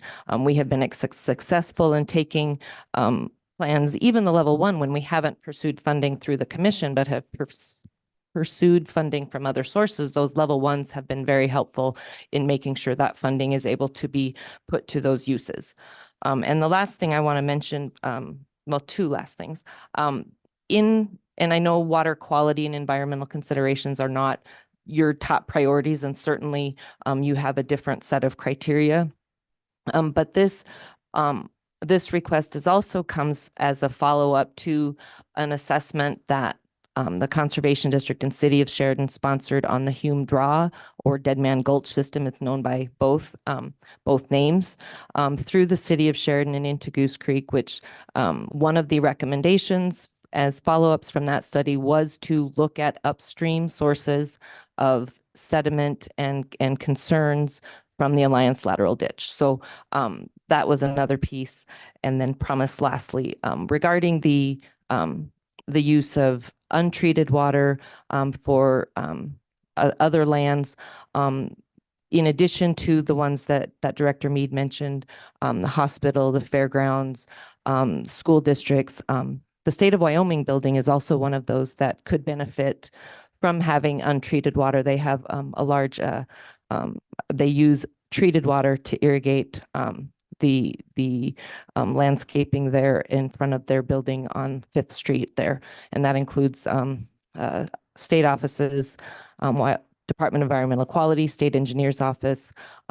When we pursued this study, we were in conversation with them, but we did not feel it was appropriate for them to include a letter of support or be directly mentioned within the application since they were a state government agency. But there would also be benefits to them. And with that, I am done. And thank you. My name is Tom Manolis. I'm the Water Supply and Treatment Superintendent for the city of Sheridan. And I'd like to just bring up another point as well. So if this was approved, I'd anticipate that the study would reveal a great opportunity for financial efficiencies. So we have, at the treatment plant, I'm a treatment guy. So we make over 300 gallons of water per day, drinking water, for each citizen in Sheridan. Of that, we're supposed to drink 8 glasses a day.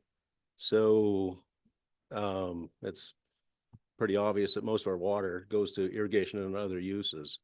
And if we had the opportunity to use raw water to irrigate, we have Blacktooth Park up there. It's a soccer complex, huge complex, uses 23 acre feet of water.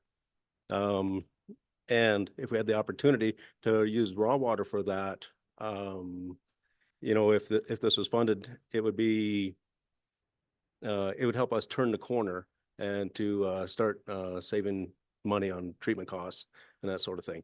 So we don't do it now, but I think it's the way of the future. And anytime you have an opportunity to increase efficiencies and save money and chemical and the environmental issues that might come along with it, that might be revealed in a study, I think is worth doing. But Thank you. that's all I have. Mr. Chairman, I might also point out, they've got a lot of support as mentioned, but we do have letters from the county commissioner, board of county commissioners. Sheridan County School District had a letter of support as well as the Sheridan Memorial Hospital and the Sheridan County Fair Association. So again, I think this is a good project, needs to be done, but I felt like there was enough questions in our minds here at the office when we reviewed this that we had a do not fund. To be honest, I could go either way, but I was thinking about, priorities and wanted to have this discussion in front of the commission and the select water committee so the body could decide as one, instead of just me throwing out a recommendation. So We have questions? Chairman. Carrie, have you had any conversations with NRCS about their availability to do provide the technical assistance to do the feasibility? Do you, Mr. Chairman, NRCS has been involved with all these conversations and in the past. You mean their ability to do the technical assistance if it's funded through the level 2 or just on their own? To do the feasibility study, to look at the feasibility of actually building the diversion or the connection.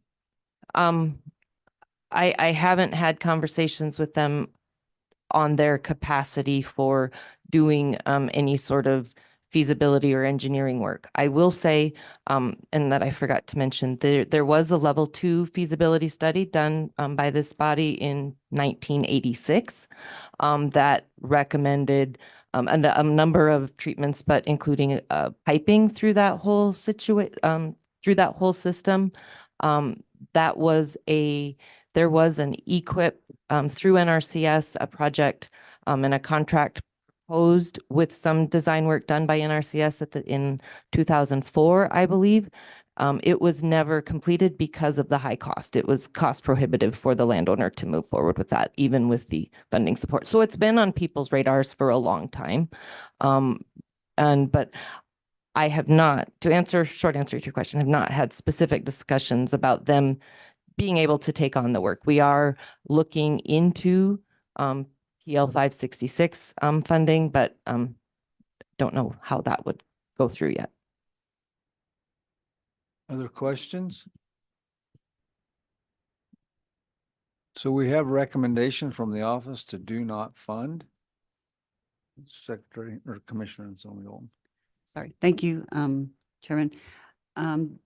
With the fact that the state of Wyoming has some interest in this as well with their different buildings, is it possible for them to go to SLIB and get money, Jason? Or I just wonder, or maybe Terry? Mr. Chairman, Commissioner Anselmi Dalton, that's a suggestion we've provided to Carrie with clean water state revolving fund could potentially be a source of funding here as well. I have not looked into that, and I'm not sure Carrie has had in-depth conversations with them yet either. And then like Commissioner Vore brought up NRCS, there might be some potential there with their watershed flood prevention and operations program with PO and watershed planning. So again, I think that's part of the reason why we don't fund. And again, there's definitely a water savings component here, both to ag currently and long-term to municipalities. But again, if we just kind of focus on, and maybe we shouldn't focus on just the erosion and the environmental part of it. But when I think about that, that's the reason we don't fund those individually, is because there are other programs, federal and some state dollars through federal programs that might be out there instead of using water development funds. Other questions? So as I stated before, we have a recommendation from the office to do not fund. Mr. Chair? Commissioner? Mr. Chair, I would make a motion, regrettably, to say do not fund, and hopefully they can seek alternative funding, and we'll see how that goes. Do we have a second? Second. I have a motion and a second by Commissioner Anselmi Dalton, second by Commissioner Pence. All in favor? Aye. Opposed? Motion passes with 1 nay. Thank you for your consideration and your time. Appreciate it.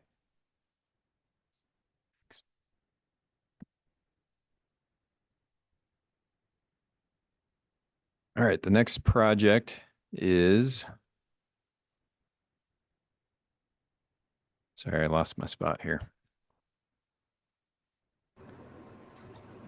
Casper Alcova Irrigation District Lateral Rehab Level 2 Study. This is on page 169. We have Joan McGraw, who's the district manager for Casper Alcova Irrigation District, online today.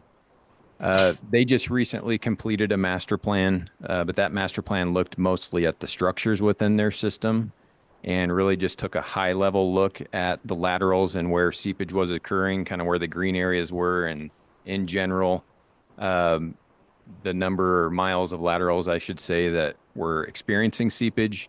And I think the district would like to take a little bit more of an in-depth look and detailed on where the losses in the lateral are occurring and how much, so they can get a better feel for prioritizing where they should be installing water efficiency projects on their laterals. So with that, I would hand it over to Joan. Thank you, Director. Select Water Committee, Commissioners, Mr. Chairman. First off, I'd like to say appreciate your support in years past for the different projects we have done. This level 1 study was approved just December. It's been a fabulous tool that we've had. They gave us a GIS program, and it just feels it's not incomplete. I mean, they did everything they said, and they even did some lateral work, mainly looking at the aging infrastructures. But we want to take it to the next level and build on this program. And as you know, with the irrigation districts around the state, it's critical that with the aging infrastructures, it's critical on getting a lot of these fixed, and that includes our laterals too. So we're looking for more of an on the ground actual measurements for water survey, loss, that sort of thing, and so we can pursue additional projects to fix these structures that we're having issues with. Again, I appreciate all of your help in the past, and WWC, who was the one that did our level 1 study, did a fabulous job and left us with a great tool. But we really do want to expand on that and build on that program and use the information we've had to, like I said, to pursue additional funding and get some of these structures fixed. Thank you. Thank you, Joan. Are there any questions? Hearing none, do we have a motion? Don't all speak at once. Mr. Chairman, I Commissioner move that Hosey. we accept the Wheatland or the Casper project as presented. Do we have a second? Motion made by Commissioner Hosey, second by Commissioner Lawson. All in favor? Opposed? Motion passes. Okay, Thank you. Sorry. All right, Mr. Chairman, the next project and the last recommendation for planning studies on page 176. And this is the Wheatland source and transmission evaluation. If you may or may not recall, last fall, Wheatland was here requesting to drill a well to replace well number 3. And it wasn't too long ago, they had a master plan. Well number 3 was not a suggestion to replace in that master plan. And the intent at the time was to re-drill that well number 3 right where, or in a close proximity to where it's currently located, but it also has a uranium problem. So at the time, again, last fall's discussion was to recommend come back and suggested that the town should instead complete a level 2 evaluation of the alternatives for improving their source and transmission components, which serve their in-town pressure zone. And that's exactly what they've applied for. So our recommendation is to fund this, and I'll hand it off to the sponsors. Well, I'm Tabitha Ennis, clerk treasurer. This is Rick Keck, the water operator. I'll let you. You guys have any questions? He'd probably be the best.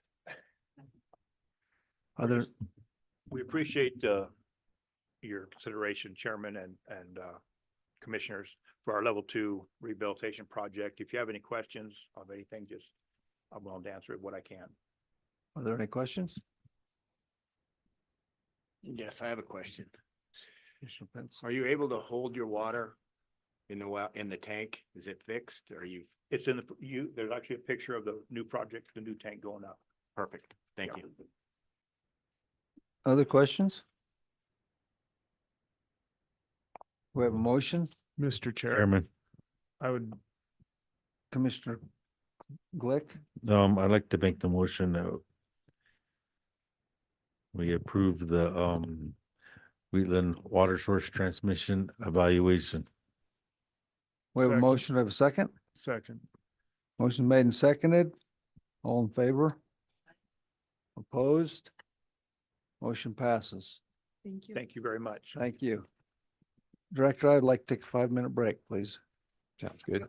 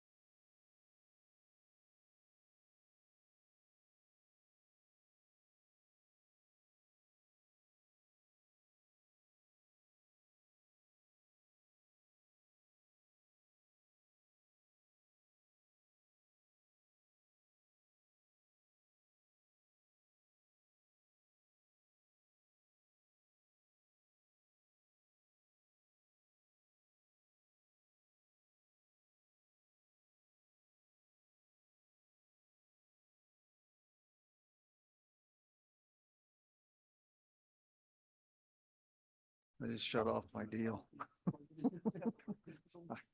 I think the rest of them are covered. Good enough. All right. Okay, welcome back, everyone. I think we're on item 6, planning closeout memos. Mr. Chairman, this can be found on page 188 of the electronic notebook, and I'll hand it over to Chase DeVelli, our project manager. Computer just shut.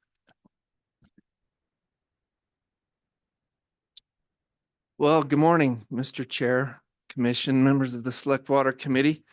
My name's Chase Tavelli, and I'm here to present the closeout memo for the Regional Water Master Plan, and I think it's appropriate, having just seen the genesis of several water master plans, you kind of get to see the end of one now. And again, this is on page 188. The appropriation for this study was $256,000 from the 2022 session. The consultant was William H. Smith and Associates Incorporated. The contract with that consultant was $255,900, and in the end, we had a final savings of $7,640. So just to quickly talk about their water supply and their system, if I can remember where I put that. They have 5 different, this is a very difficult system. They have 5 different pressure zones. They have 14 wells, as well as a surface water diversion that they use May through October, which they treat in a water treatment plant. They have 5 storage tanks and 4 booster stations and about 4,400 taps. Very difficult system to model, and very difficult system to plan for. Their previous study was in 1998, so they were definitely due for a study.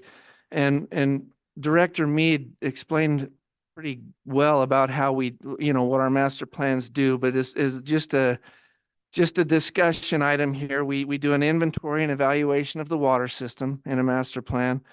That's looking at the water treatment plant, booster stations, wells, storage tanks, the entire system, transmission, some distribution. We do population projections and associated water demands with those projections to determine if water supply is adequate and when future additional water supply might be necessary. A hydraulic model was built, very, very complicated hydraulic model. A GIS was built.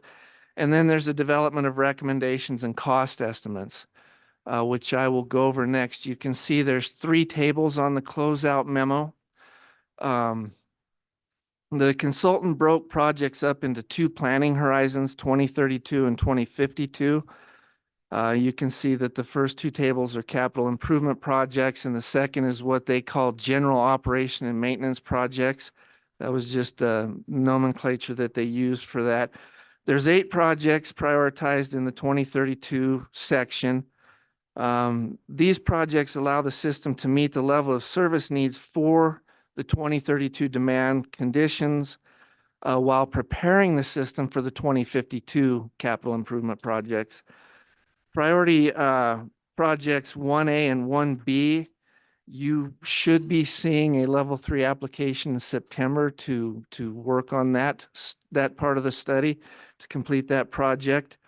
It's 1A is 12,000 feet of 14-inch steel pipe converted to 18-inch PVC, and then 1B is some cast iron pipe sized up to 18-inch and then connected to a 12-inch PVC on Fremont Avenue.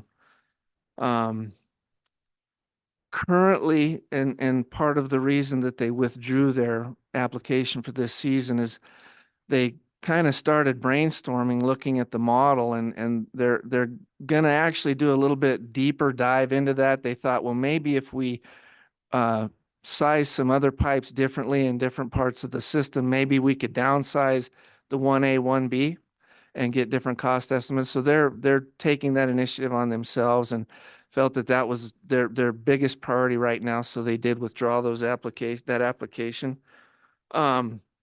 There's 5 projects in the 2052, and of course, those are to meet the service demands based on the hydraulic model for that time period.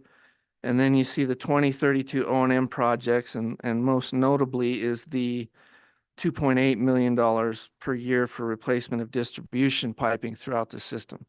So substantial dollars, tons of capital improvement projects. There's also a recommendation that is part of our master plans regarding rates. And the consultant did recommend that the city move from a 2-tier to a 3-tier system, and to increase their annual rates 2% every year. Very important that rates are considered in these studies, because in order to pay for these capital improvement projects, you're just continually going to have to raise rates. It's just part of the game. We held a public meeting to go over the report's findings on October 15th of 2024 at the Riverton City Hall.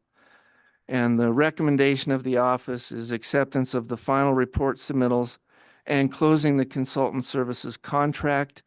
And then there's a motion, suggested Water Development Commission motion at the end of the memo there. I'll stand for any questions.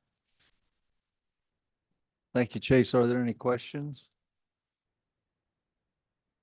Hearing none, can we have a motion? Chairman, Commissioner Glick? I move the acceptance of the Riverton Regional Water Master Plan Level 1 project report as being complete, and further, the Wyoming Water Development Commission makes the following findings relative to this project.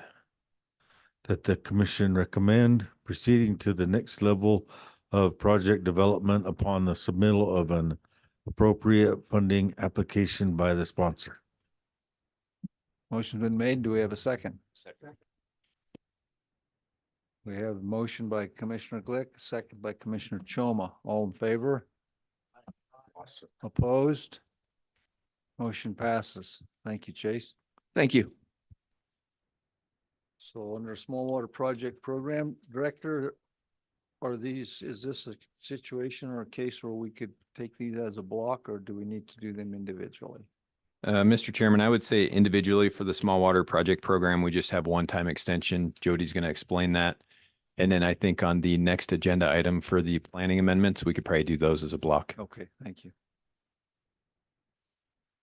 Good morning, Mr. Chairman. This, and I believe Shannon with the district is online if we have any specific questions. This sponsor, I think, is just run into an all too familiar problem that I think a lot of people have or will be experiencing. The costs of the project just went up more than they had anticipated. And so because the cost of the project went up, they were forced to sort of put the brakes on things and seek some additional funding.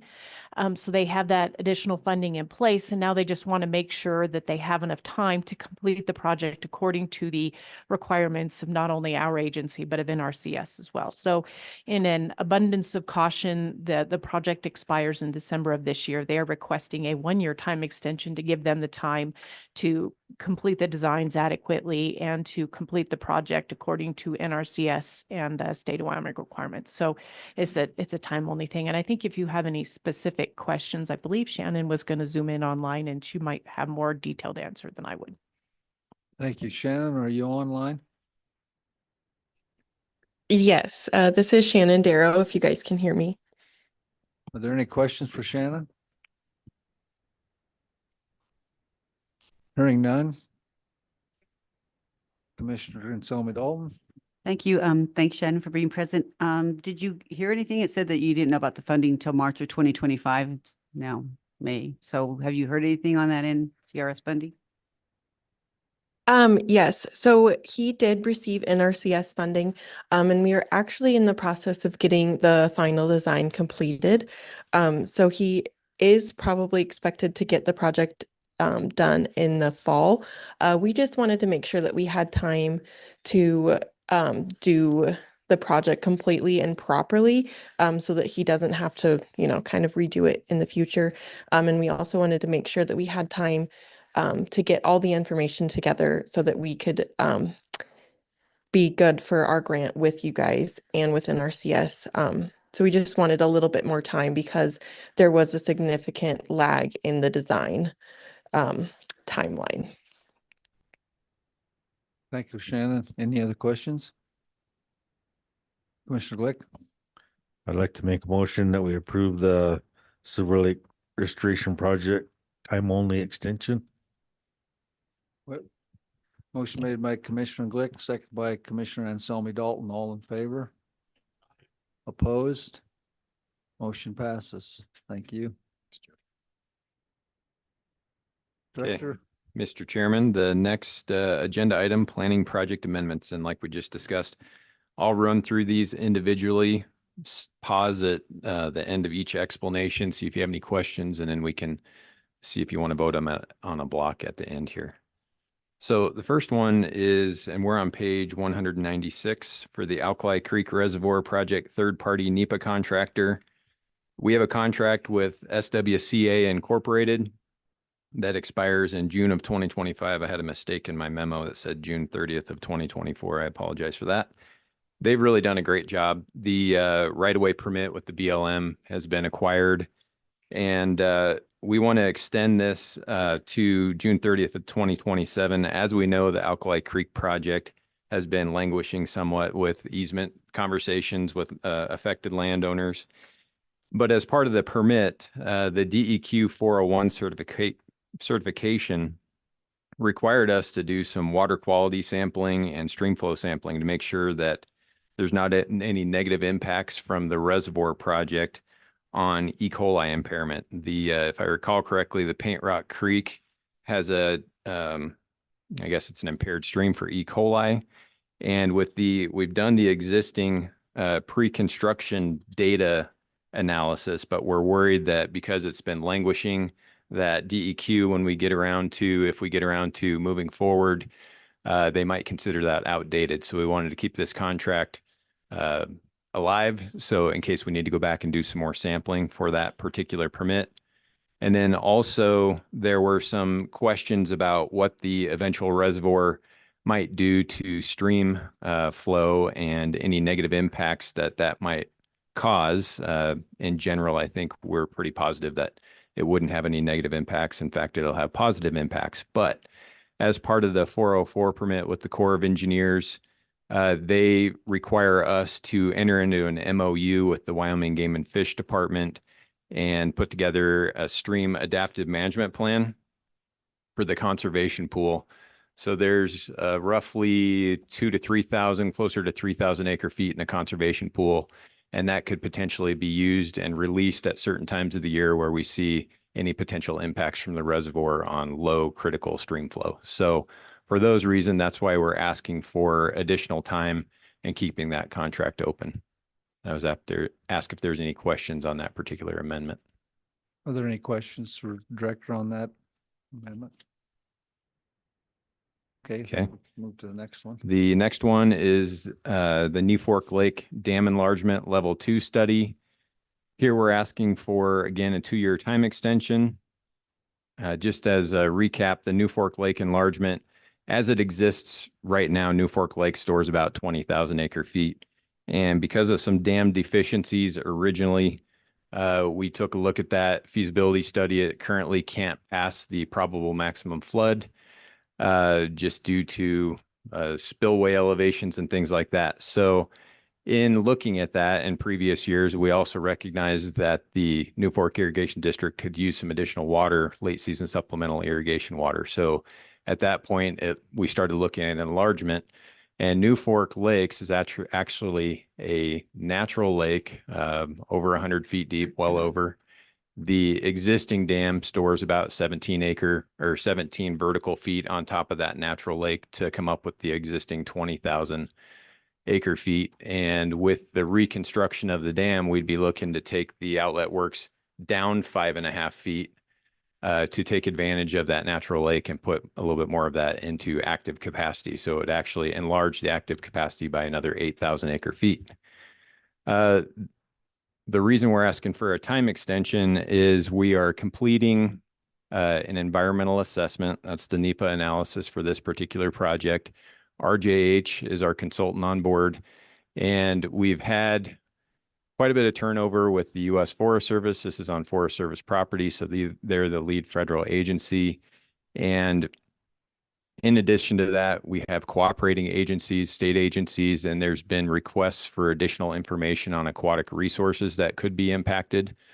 So for those reasons, we've had to get additional information, analyses, rewrite the environmental assessment, and then provide it back. So we're hoping to have another meeting set up here with both Forest Service and some of these state agencies to address their latest concerns and then continue to move forward, hopefully. If we're successful, then with a FONSI, a finding of no significant impact with the environmental assessment, then we could potentially see coming back for additional funds for design to continue moving forward with the enlargement of the reservoir. So with that, that's why we're asking for the extension. Any questions on that one? Any questions? Hearing none, I think we can move to the next one. Okay, the next one is a Silver Lake Dam Rehab Level 2 study. Here we are asking for a 1-year time extension. Rio Verde Engineering is working on this project for us. And about the time we got, so Silver Lake is in the Bridger-Teton National Forest east of Boulder, Wyoming, up north towards Pinedale. And it's actually in the wilderness area. And back 10 plus years ago, actually back into the 70s, they've had issues with dilapidated infrastructure. This small dam was built years ago, holds about 2,150 acre feet. And during a watershed study, they pointed out, hey, we would like some assistance to try to get this operational again. And there are some deficiencies in the dam. The outlet works are really inoperable. They've been more or less locked open for the past 10 years.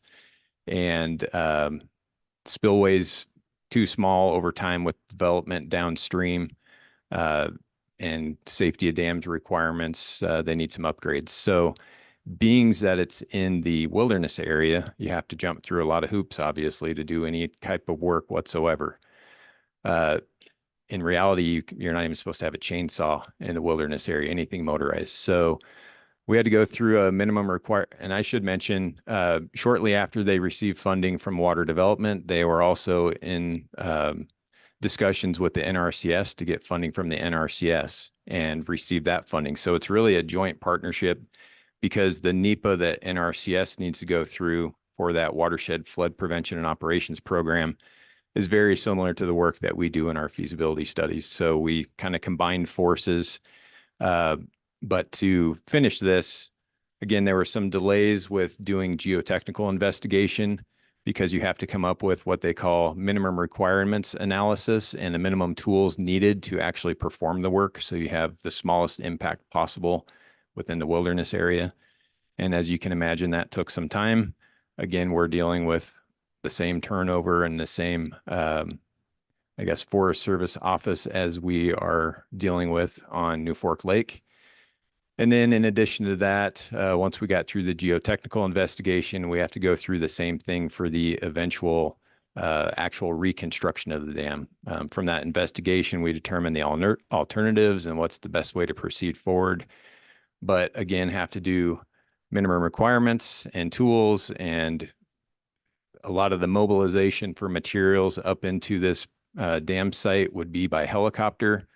So the engineer is working with basically a sub-consultant, actual contractor that's very familiar with working in these very remote projects, that's helping put together these, how many trips are going to need to be taken in, because that all is going to be part of the environmental assessment, again, by the U.S. Forest Service and the NRCS being a funding agency. So for those reasons, and the time extension is in front of you today for your consideration. So I'd ask if there are any questions on that project.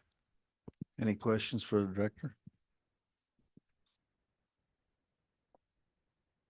Thank you. I guess we can move to Lakeview.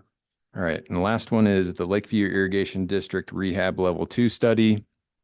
Really the only reason for a time extension, and we're asking for a 6-month time extension on this one, is that there was some additional, I believe it was seepage analysis that we requested of the consultant working on this particular study last summer, which kind of set the schedule back. And we just want to do a very diligent job in reviewing that report, providing comments on it before it's finalized. So we're just running out of time and asking for a 6-month extension on that contract. Any questions regarding that? So we have the 4 requests for time extensions. Chairman, Second, Commissioner Glick. I'd like to make the motion that we approve Alkali Creek Reservoir project, time extension 2 years. New Fort Lane Dam, I make a motion that we approve the New Fort Lane Dam enlargement, 2-year extension, Silver Lake Dam rehabilitation, 1-year extension, Lakeview Irrigation District rehabilitation, 6-month extension. Do we have a second? I have a motion by Commissioner Glick, second by Commissioner Choma. All in favor? Aye. Opposed? Motion passes. Director, the next item, I believe, requires Select Water Committee action before we act. Is that correct? That's right. And this is a UW Water Research Program, and we should have Greg Kerr online, and I will hand it over to him to explain what we're taking action on. Hopefully everyone can hear me. For some reason, my video on my end's not showing up, and I do have my video on. We can hear you, Greg. Well, sorry, I dressed up for the party also. I don't know what's going on here, but anyway. Good morning. My name is Greg Kerr. I'm the director of the Office of Water Programs at the University of Wyoming. I also administer the Water Research Program.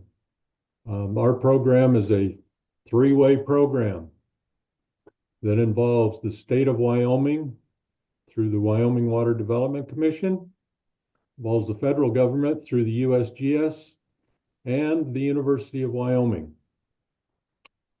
For those of you that are new, Mr. Chairman, and also Select Water Committee, we have as our mission 3 main goals. The first goal is to address water-related issues in the state and region. Our second goal is to train young individuals, scientists, and students in the area of water. And our third goal is to disseminate research information to stakeholders, agencies, and whoever can use this information. So how do we accomplish that? First of all, we have the Water Research Program. In the Water Research Program, we utilize expertise at the University of Wyoming in order to look at water issues within the state. We have an 8-member advisory committee that developed topics of interest and issues in the state of Wyoming. That committee met in April to develop a request for proposals for the University of Wyoming, faculty at the university, to be able to propose on those issues so that we could help develop beneficial water information to the state. Commissioner Cott was involved in that deliberation with our committee, and I want to thank him for being part of that, being involved through the commission to be able to provide valuable information and hopefully pass it along. Before you is the request for proposals for fiscal year 2026 for the Water Research Program. Page 215, sorry to interrupt. No problem. In this RFP, we've listed 7 main topics of issues within the state, and it's quite a broad spectrum if you look at the various issues. Looking at research topic A, if we look at investigating the hydrologic and physical aspects of water shortage and conservation activities, pretty broad area, but many areas of the state are dealing with water conservation and with drought conditions. We specifically always mention the Colorado River and topics that are involved in the Colorado River. A second topic, topic B, enhanced stream flow estimation for ungauged streams, added back into our RFP this year with some more developments that occurred. We have models that can determine ungauged stream areas. But some of those need to be possibly updated or more information developed so we can get more defined information on what ungauged streams are contributing to our system. So project B, or topic B. Topic C, which we've had before, protecting public health. Not only important, but a broad issue within the state. You just mentioned a project that dealt with E. coli. Waterborne pathogens involved in this, specifically E. coli. Moving further on with C, we look at algal blooms, cyanobacteria. You know, it's a big issue within the state with warming temperatures. We have a lot of areas, both in surface and lake areas, that look at E. coli and with the pathogens. So moving on.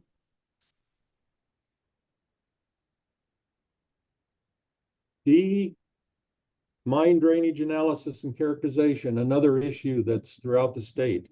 Looking at not only current mine drainage, but also past mine drainage. Some abandoned mines have problems with drainage and how they affect our stream systems, different types of chemistry or toxins that might go into it. So it's an important issue in the state. Also, if you'd notice, under each one of these topics, we list potential agency partners. So these are listed so that PIs on campus can look at who could they talk to, who could they develop a partnership with, so that the information that we get is not only valuable, it's meaningful to those agencies, what they're looking for to help those agencies and areas in the state. Research topic E, dam operation and sediment management and transport. Another big issue in the state, all over the state, with reservoirs, sediments that accumulate behind reservoirs.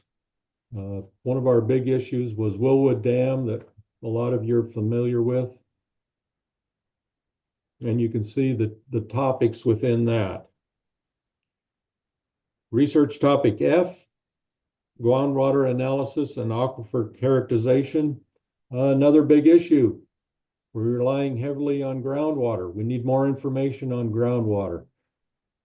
How do we look at recharge to groundwater areas? How can we pump out of those areas without depleting the resource? Well, some of the topics. We've funded a project last year that looks at groundwater issues, modeling, sustainability, and recharge. They're utilizing the Belvoir Ranch with Cheyenne. A lot of information there that can be passed on, that can be used in these models to test them and further relate that to other areas of the state and other groundwater. And our last topic, topic G, understanding and responding to future change in hydrologic variability. Looking at what happens when we have earlier runoff? What happens in watersheds when we have drought conditions?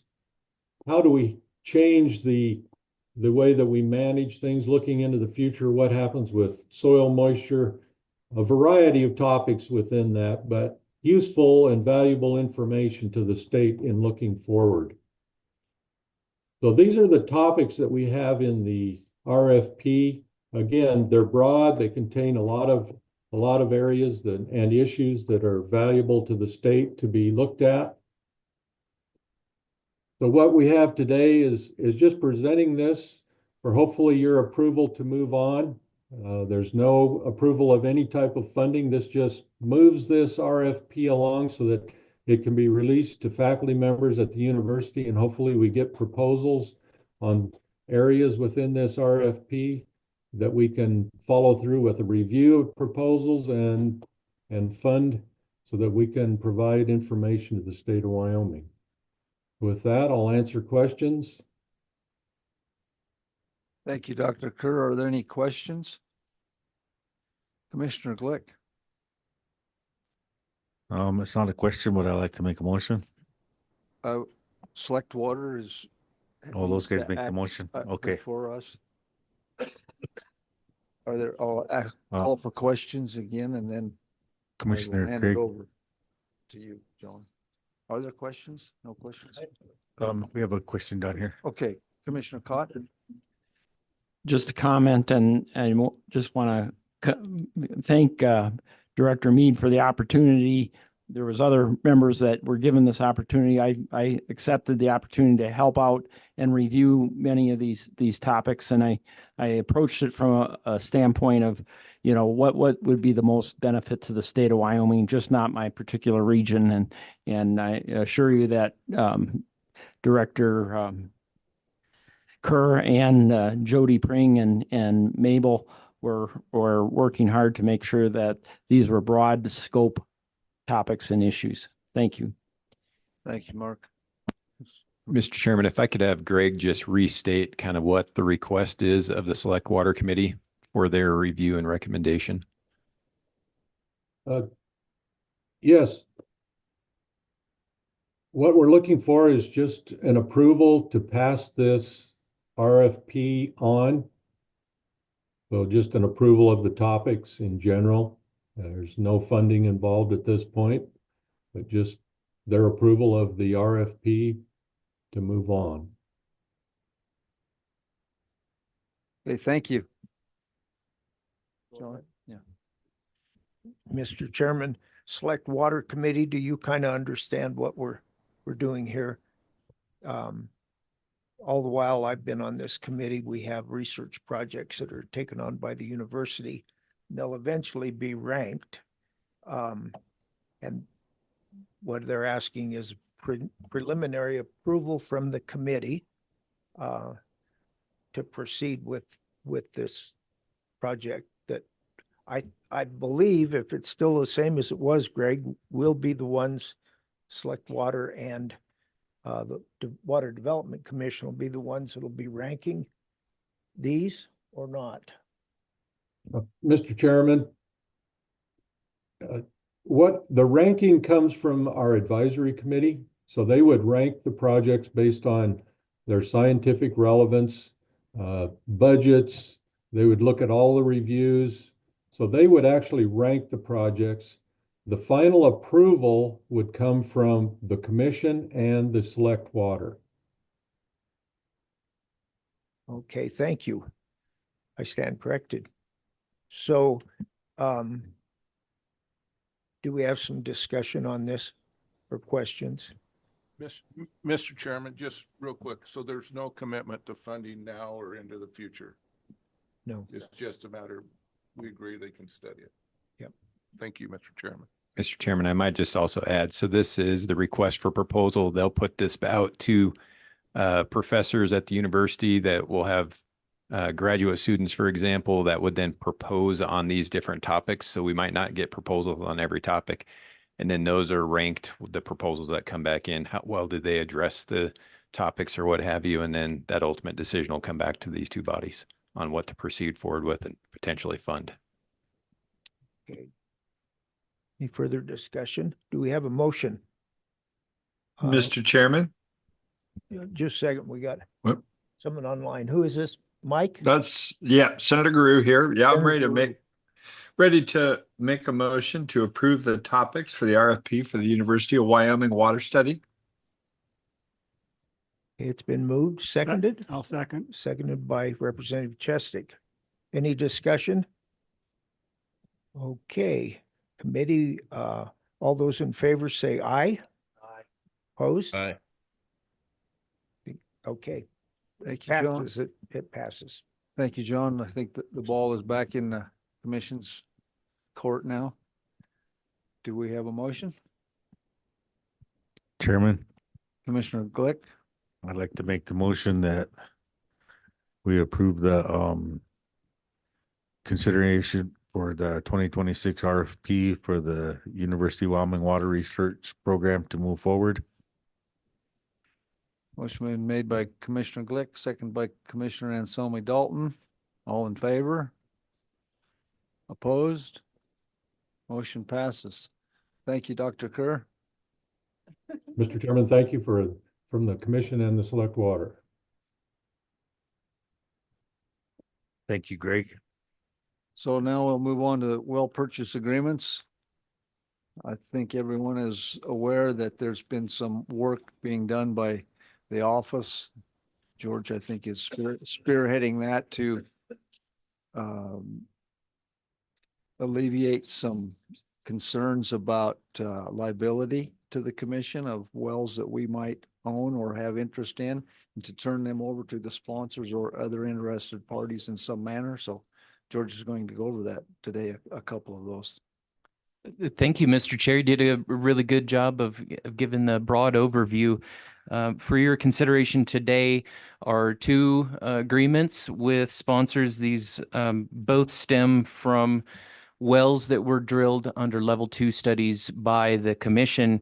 And the thought here in the fall was that we had significant discussion in front of the commission and select water.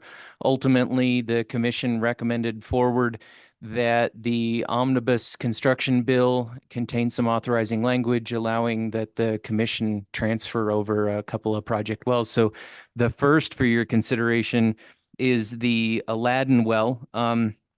And of course, we were successful in having that language amended through the omnibus construction bill. So really what we're looking at here is a two-part operation.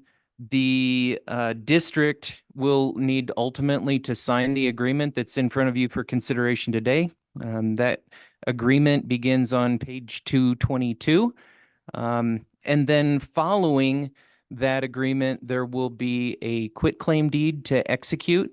And our thought is that the quitclaim deed functionally can be something that the office takes care of after we in fact receive back a signed agreement from the Aladdin Water District. So the office is recommending that the commission approve this agreement and then also to authorize the director to act on behalf for any additional paperwork or the quitclaim deed that might be necessary to achieve final conclusion on this well project.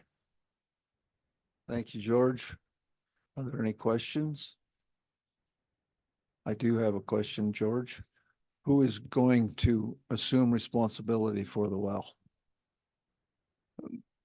Mr. Chair, by virtue of the agreement and then also the transfer of the property, it'll be very clear that the well and all activities of that well moving forward will be the responsibility of Aladdin Water District. Thank you. Any other questions? Mr. Chairman. I got on my notes here that the Aladdin well was going to be transferred for $2 and that the Cheyenne well was $218,000. But then somehow I got Beulah well for $280,000. I don't see that on the agenda, but that's quite a gap. You have any insight on? I know we're kind of a poor part of the country up there in that Aladdin area, but $2 for that well and $218,000 for another one seemed to be a big discrepancy to me. Yeah, Mr. Chair, to hopefully summarize as fast as I can, and we did have a lot of discussion about this for the Aladdin well back at the December meeting. The background for that is that for nearly 25 years, we've had a water purchase agreement with them where they send the commission a check every year associated with the amount of water that they produce. To be perfectly honest, that doesn't amount to a whole lot of money. Generally ends up being a couple $100s a year, according to the rates that are in that agreement. But the real big picture thing with this is that the well itself was subject to some deficiencies noted during an EPA sanitary inspection. And what ended up happening because because the commission basically is under contract, the owner of that well, and kind of is selling the water to the district, the EPA ended up naming the commission as a responsible party on that notice of violation.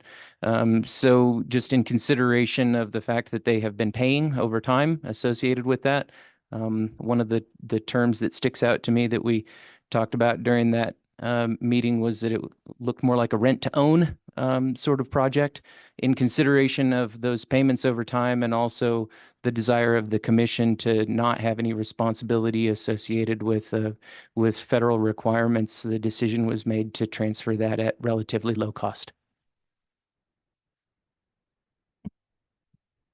Other questions?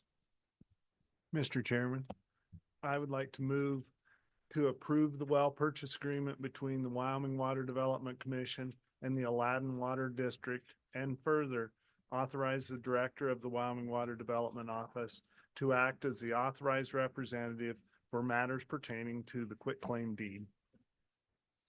We have a motion. Do we have a second? Second, motion by Commissioner Hosey, second by Commissioner Rohr. All in favor? Aye. Opposed? No. Motion passes with 1 nay. George, I think you have.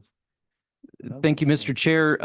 Up next then is on page 229, a well purchase agreement between the commission and the Cheyenne Board of Public Utilities.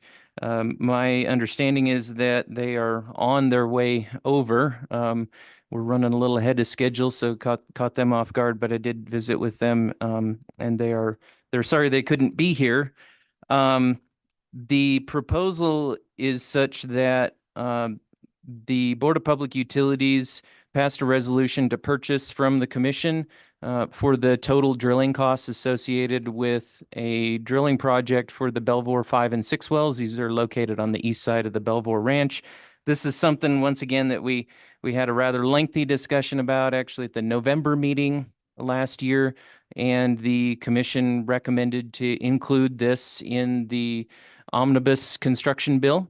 It was successful in coming out of the omnibus construction bill with authorizing language to allow the commission to sell these 2 wells.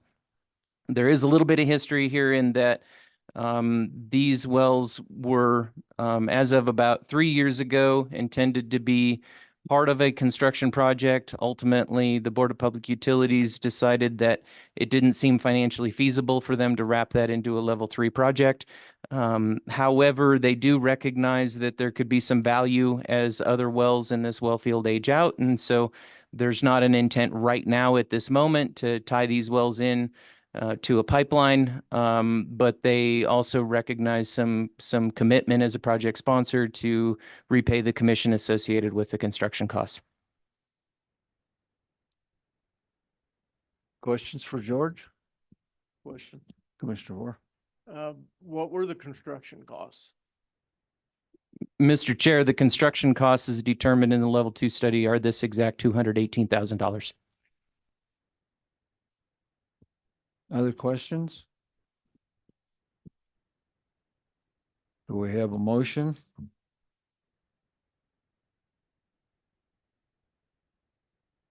Do we have a motion? Mr. Chair, for the sake of clarity, I think the office would be recommending that the commission approve the agreement.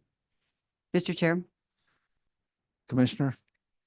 I would move to approve the purchase by the Cheyenne Board of Public Utilities of the well. Second. Motion made by Commissioner Anselmi Dalton, second by Commissioner Hosey. All in favor? Aye. Opposed? Motion passes. Thank you.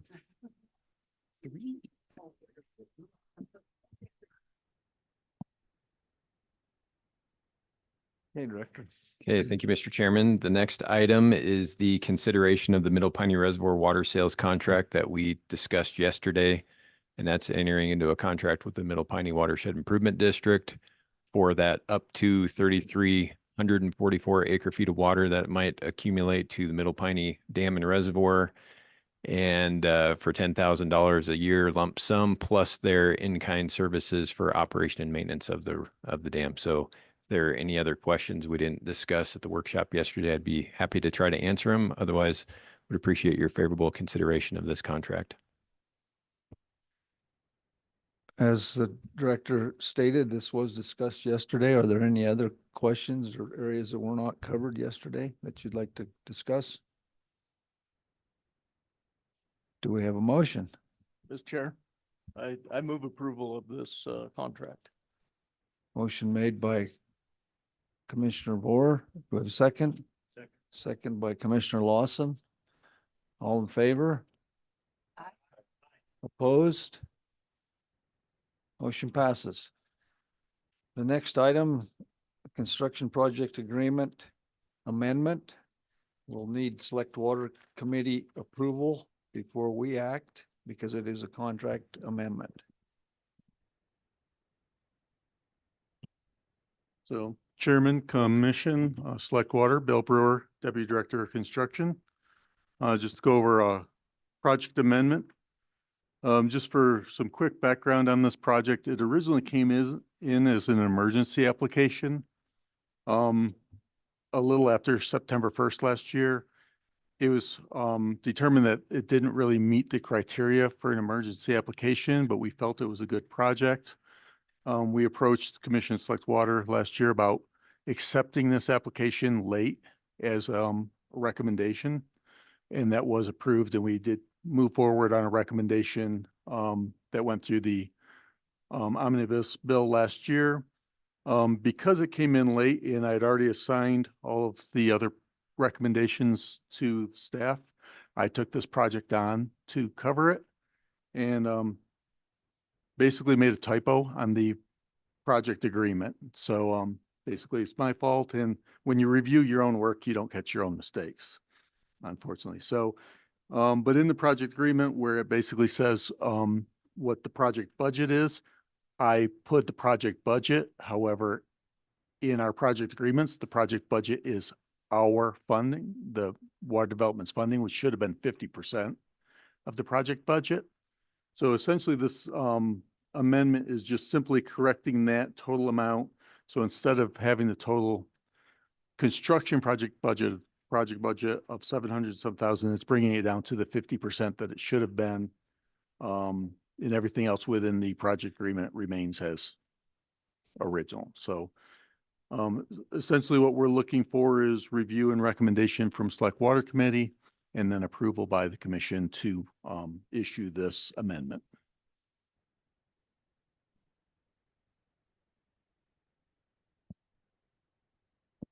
Committee, do you have any questions? Do I have a motion? Representative Larson? Thank you, Mr. Chairman. I move that we approve and recommend to the commission that we amend this contract. Do we have a second? Okay, it's been moved by Larson and Chestick to approve the director's recommendation. Any further discussion? All those in favor say aye. Aye. Okay, it passes. Thank you, Representative. I make a motion, Chairman, that we approve the amendment that the director has presented. And Bill Brewer. I have one motion in 3 seconds. Commissioner Gleck made the motion and Commissioner Anselmi Dalton the second. All in favor? Opposed? Motion passes. The next item requires select water action as well. Correct. So this is the sponsors contingency fund request that we discussed yesterday for the city of Evanston. Basically, the project involved installing a dedicated transmission pipeline from the water treatment plant up to their tanks to ensure their tank would stay full throughout a high demand season, late summer. Essentially, from the original recommendation to the final design, the pipeline was upsized to meet better engineering requirements. They also had made some changes to how they connected into the tank at the top, which were some cost savings. But in the end, we did end up a little bit over the original budget. The city is willing to cover those extra costs. However, it would eat into their budget a little bit. So they're requesting a 50-50 match on those extra expenses. So the sponsor's contingency amount would be $255,000, $750 for a 50-50 match on those over expenses. So basically we would be asking Select Water for review and recommendation on that sponsor's contingency amount, and then committee for approval. Committee, any questions? Are you ready to make a motion? Representative Larson, Mr. Chairman, thank you. I move that we approve and recommend to the commission that we appropriate the money for it from the sponsor contingency fund. Second. seconded by Crum. All those in favor say aye. Aye. Opposed? Motion passed. Thank you, John. We have any discussion? I have a motion. Mr. Chair, Commissioner Anselmi Dalton, Mr. Chair, I would move that we approve the sponsor contingency account request from Evanston for their transmission pipeline. I have a second.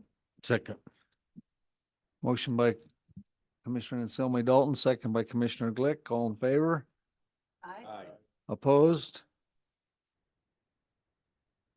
Thank you. Thank you, Bill. Mr. Chairman, I have just a quick question. So I think we're doing great on time here. And I would anticipate if the Cheyenne Board of Public Utilities water sales doesn't take as long as it did yesterday, that we could be done in the next 30 minutes with the agenda in front of us.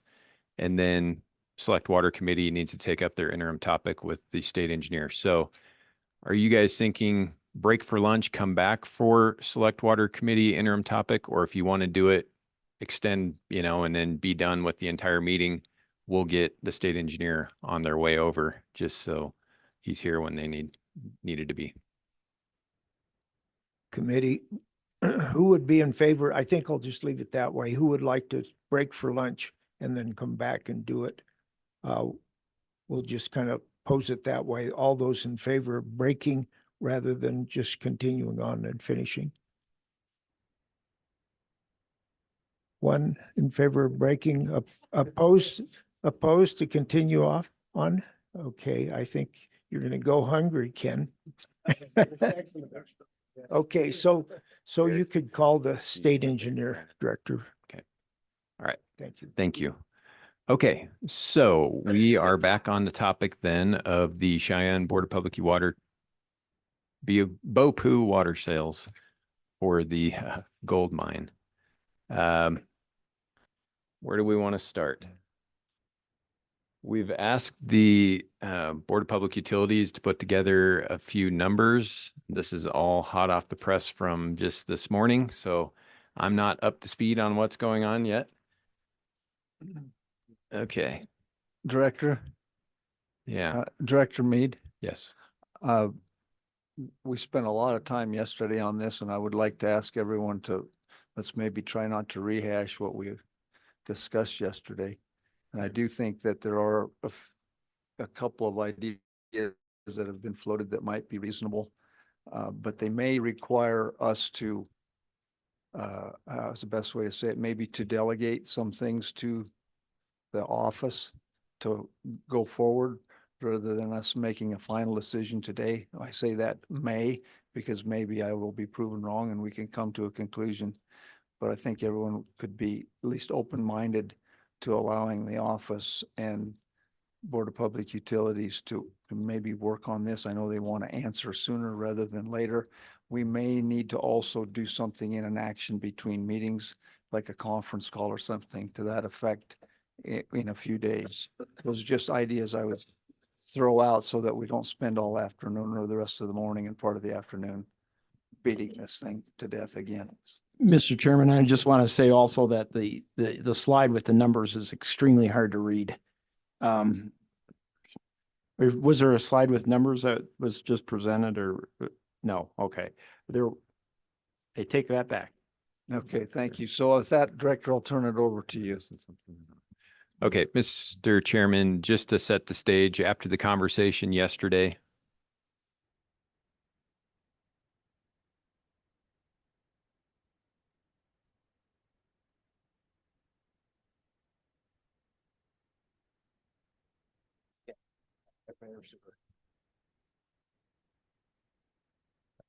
I think we're ready to proceed, Director. so just set stage here, some additional conversation with Board of Public Utilities and others yesterday evening. And again, we're talking about the net revenue was the kind of the conversation associated with the agreement that's in place for that 36-inch pipe.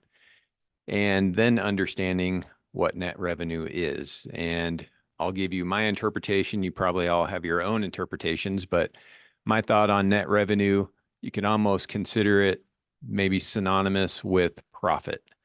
And we heard yesterday that they would be charging, at least initially, $3.55 per 1,000 gallons.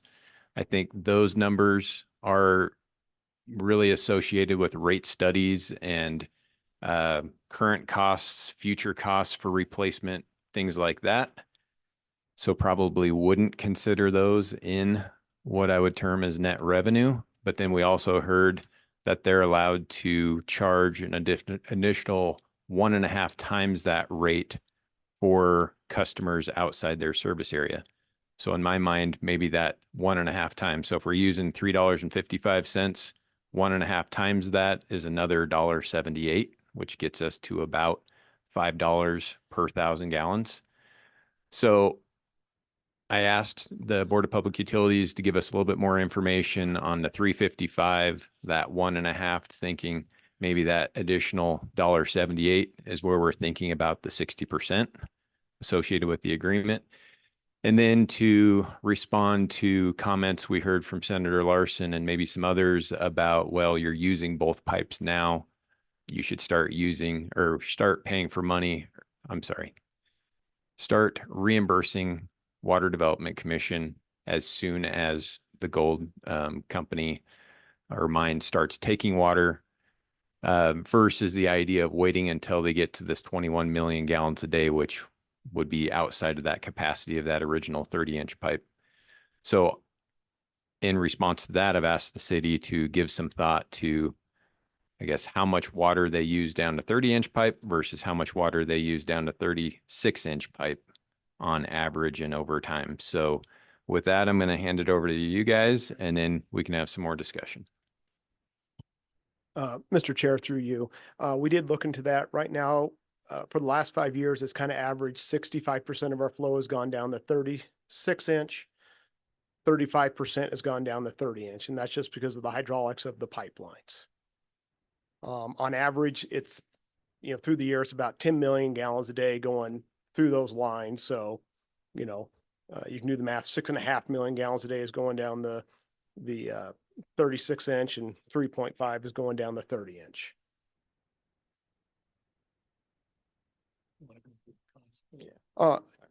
Yes, and so we looked into currently every 2 years we do a cost of service study for our water side. And what we do is essentially we determine what it costs for us to provide that water to each customer type, whether it's residential, commercial, and in this case, raw water. And essentially we set our rates to cover the costs that we incur to provide that water, plus covering our capital improvement plan. So what Jason Mead had mentioned. Essentially, we are charging what it costs us. So there's not really profit in the sense of as being a public water system. We are just trying to cover our costs that we incur and our capital improvement plan. Sure. So it has been standard practice for us that anytime we have a customer come to Cheyenne that wants to purchase water, but they're outside the city limits, we're required to get an outside user agreement that's approved by our city council. And as part of that, we charge an additional 50%, essentially because that service is providing outside the city limits, but benefiting from the city's infrastructure.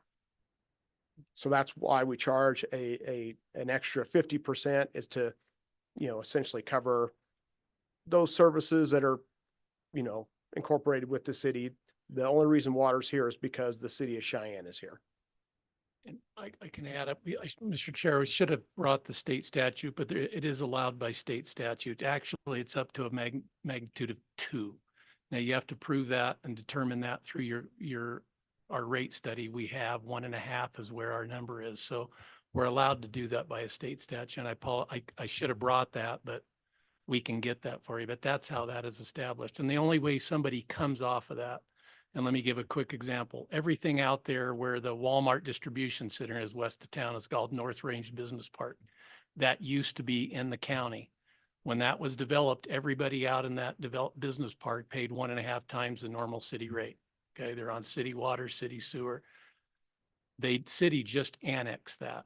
Okay, so because they annexed that now the city BOPU no longer charges 1.5 times. They pay the same standard rate that in-city does. But just so you understand how that works. So because this is outside the city, they would be charged 1.5 times. So, and we do that with anybody that is outside our service boundary area. Thank you. In some conversations with Chairman Eklund, there was some thought from him that maybe they would need select water. Well, let me back up. Conversations with members of our group, there were members in our group who thought maybe we should have a recommendation from select water before we made a final decision. I talked to Chairman Eklund about that, and he suggested that they were thinking they might like an opinion from the Attorney General. So I'd like to ask Chairman Eklund where you stand on that. Mr. Chairman, I'm hoping that whatever motion we make concerning this issue, which is really complicated,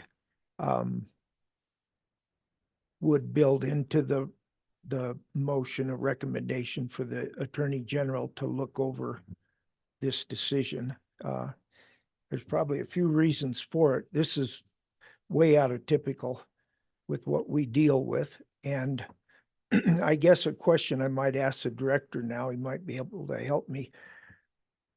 We have a contract, and all of us got to read that last night. It was sent in an email. And this contract has that provision for 60% of what's flowing through that 36-inch line.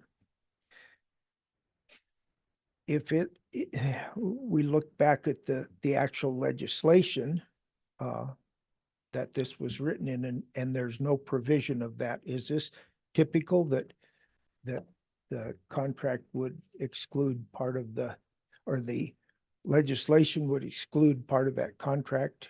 I'm guessing it might be, but it isn't in the green books the way we read it in the contract. Mr. Chairman, I think what I'm hearing is not all the detail that's in the agreement is in the original legislation for the funding that went towards this project. Yeah. Yeah, and that's very typical. Okay. For us to put all that detail in, our construction bill would be 2,000 pages long instead of, 60 pages. So that's the reason for that. And the agreement would be, I think, the overarching document that they need to abide by. Okay. So, Director, I think the issue becomes right now, there was a recommendation from the office to not charge to begin with for this, that the Board of Public Utilities had come to us in good faith and that there was enough water being delivered through the 30-inch pipeline, which we did not participate in. And that led to where we are now with people saying yes, but they're using both pipelines and all of the other things that went with that. So I think for us as a commission, we need to first decide how we want to act on the office's recommendation. And if we decide that we are not going to accept that recommendation, then we're going to need to determine which in that, if that happens, means we're going to ask for some form of compensation. And then we have to figure out how that's supposed to happen. And then to follow up with the suggestion from the chairman of Select Water, probably whatever we do, then he is asking for that to be reviewed by the Attorney General. Did I cover that well enough for everyone to understand where we're at? Mr. Chairman, the only thing I would add for clarity would be that the office's original recommendation was to do not charge immediately, but once they hit that, now I'm forgetting the number, 21, I think was it? 21 million. 21 MGD, then they would start, they would be required to reimburse us for 60% of whatever we determined the net revenue to be. Right. Okay. So I understand. So then that means essentially because of the other concerns about the use of both pipelines, and essentially what we're doing is asking to charge whether or not they reach the 21 million is what some of the members are asking for. Does everyone understand that? Mr. Chairman, I do have a question. And Selma Dalton, yes. Okay, I know you didn't really want any, but I do have a concern about the fact that there can be a call for the compact, and the fact that we're farming out basically 900,000 gallons to this gold mine. At a meeting, this is from council members expressed the need for a strategic approach to water management, emphasizing that while securing large customers may provide immediate financial relief, the complexities of acquiring alternative water rights will require time and careful negotiation. The ongoing discussions reflect a proactive stance in addressing the challenges posed by climate variability and growing demand for water resources in the region.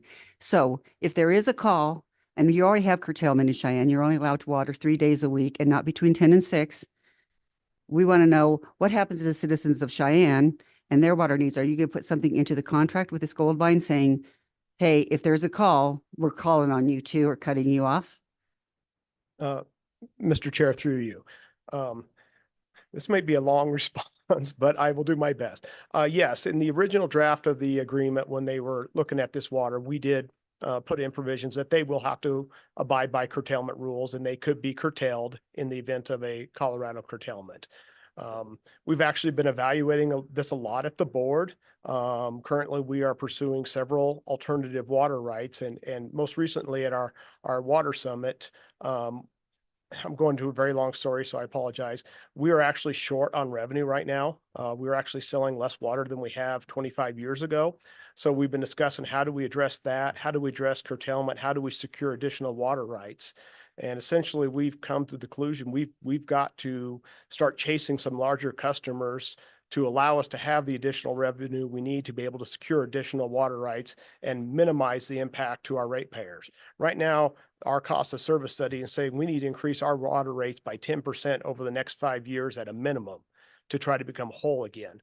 Where if we get a large customer such as the gold mine, we can boost our revenue by $2 million a year and minimize that impact to our ratepayers. So it is a challenging balance game we have going on right now, but we are definitely actively searching for water so that we don't have to curtail our residents' water use. Thanks. I just wanted to make sure that you address that in the contract with the gold mine. Yes. Did we answer your question? Because back also, I want to make sure just with curtailment, if you recall my discussions yesterday, in their current setup and the agreement we have with them, if they develop the well field, that is an additional source that is not dependent on Colorado River curtailment because it's a new water resources that is not even connected.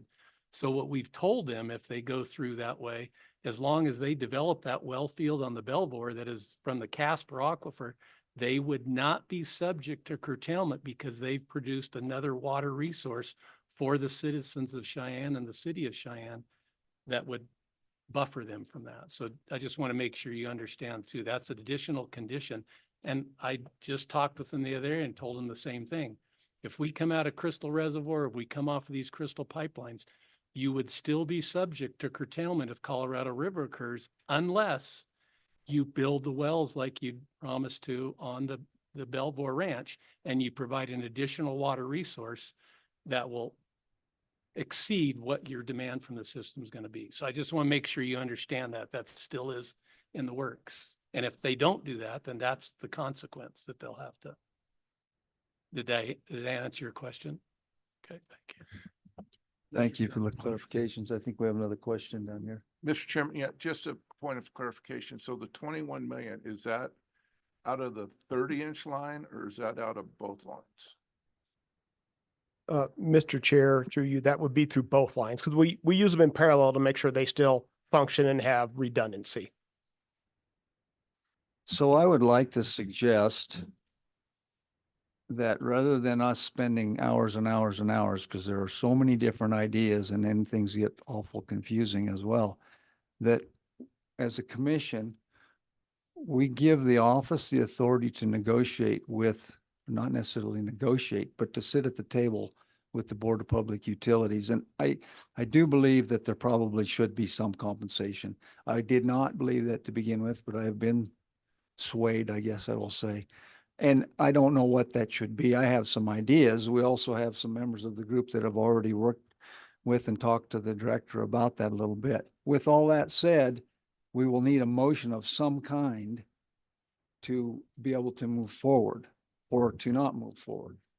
Mr. Chairman, I would make a motion, and I'll look for a second, and this is open to discussion, that we ask the Select Water, because this would require an amendment to an existing contract, I think. You don't think so? Okay, I just think we should ask, I would say, could we first ask Select Water to make a recommendation to the Water Commission and have a vote? That's one idea I think we circulated. Commissioner, I agree with you. I don't know that we necessarily need a motion for that. If we could ask Select Water to make a recommendation to us, do you believe we need a motion for that? I think we can ask for that. Madam Chair, Mr. Chairman, Commissioner Anselmi Dalton, the only reason I think we would need an amendment is if the body decided they weren't going to charge them at all, because it says we should charge them 60%. So, and not getting the impression that's the case. No, I agree. The reason I was saying I didn't think we need a motion is I think we can just ask for a recommendation before we proceed. Okay, I withdraw my motion. So I'd like to possibly make a motion to recommend that we go with the anything above $21 million or 21 million gallons per day. We received a 60% reimbursement as outlined in the contract, as we discussed yesterday. That's my motion. let me ask, Commissioner, before I ask for a second, are you making that motion before we receive a recommendation from Select Water? I would say that would be maybe I rephrase that to be our recommendation to Select Water. You're making this kind of difficult. I don't know, but I mean, I'm strongly in support of what we discussed yesterday, and anything above that 21 million. And I don't know if we have to make this so much more difficult. I mean, we have a contract, but it says 60%. Let's go with the 60% and let's be done with it. I guess that's my long and short of it. Mr. Chairman, maybe that's just the idea to start with for the Select Water Committee to review and possibly provide recommendation on. I withdraw my motion. So I have another question. Mr. Chairman, I'm not sure if we need a formal motion here, but in talking to a few members of Select Water, it seems like there's a strong desire to adhere to the contract, which we've discussed. how that looks. I understand the technical aspects of how that looks. I have a recommendation. I'm not going to give it today because we've already spent too much time on this, I think. But I think that the general path that I've heard where we adhere to the contract, which requires with 60% reimbursement. Of course, you got technical challenges because there's more than one pipeline here. But I think we got a pretty good general sense here. And maybe a good way of going about this is if there's a member of Select Water that has a different opinion, now's the time to say it. We certainly said a lot yesterday, but if you disagree with that, now's the time to say something. If not, I think you can proceed as you had just suggested, Mr. Chairman. Thank you. So do I take that as a recommendation from Select Water for us to proceed then? Mr. Chairman, also in the discussion, and it was with commission members and the office as well, is how to determine net metering and what that involves, because that has to be fit into it. If we're going to get this done today, we probably have to, in whatever motion, that has to be considered as well. And I'm not sure we have a good definition of what the net would be.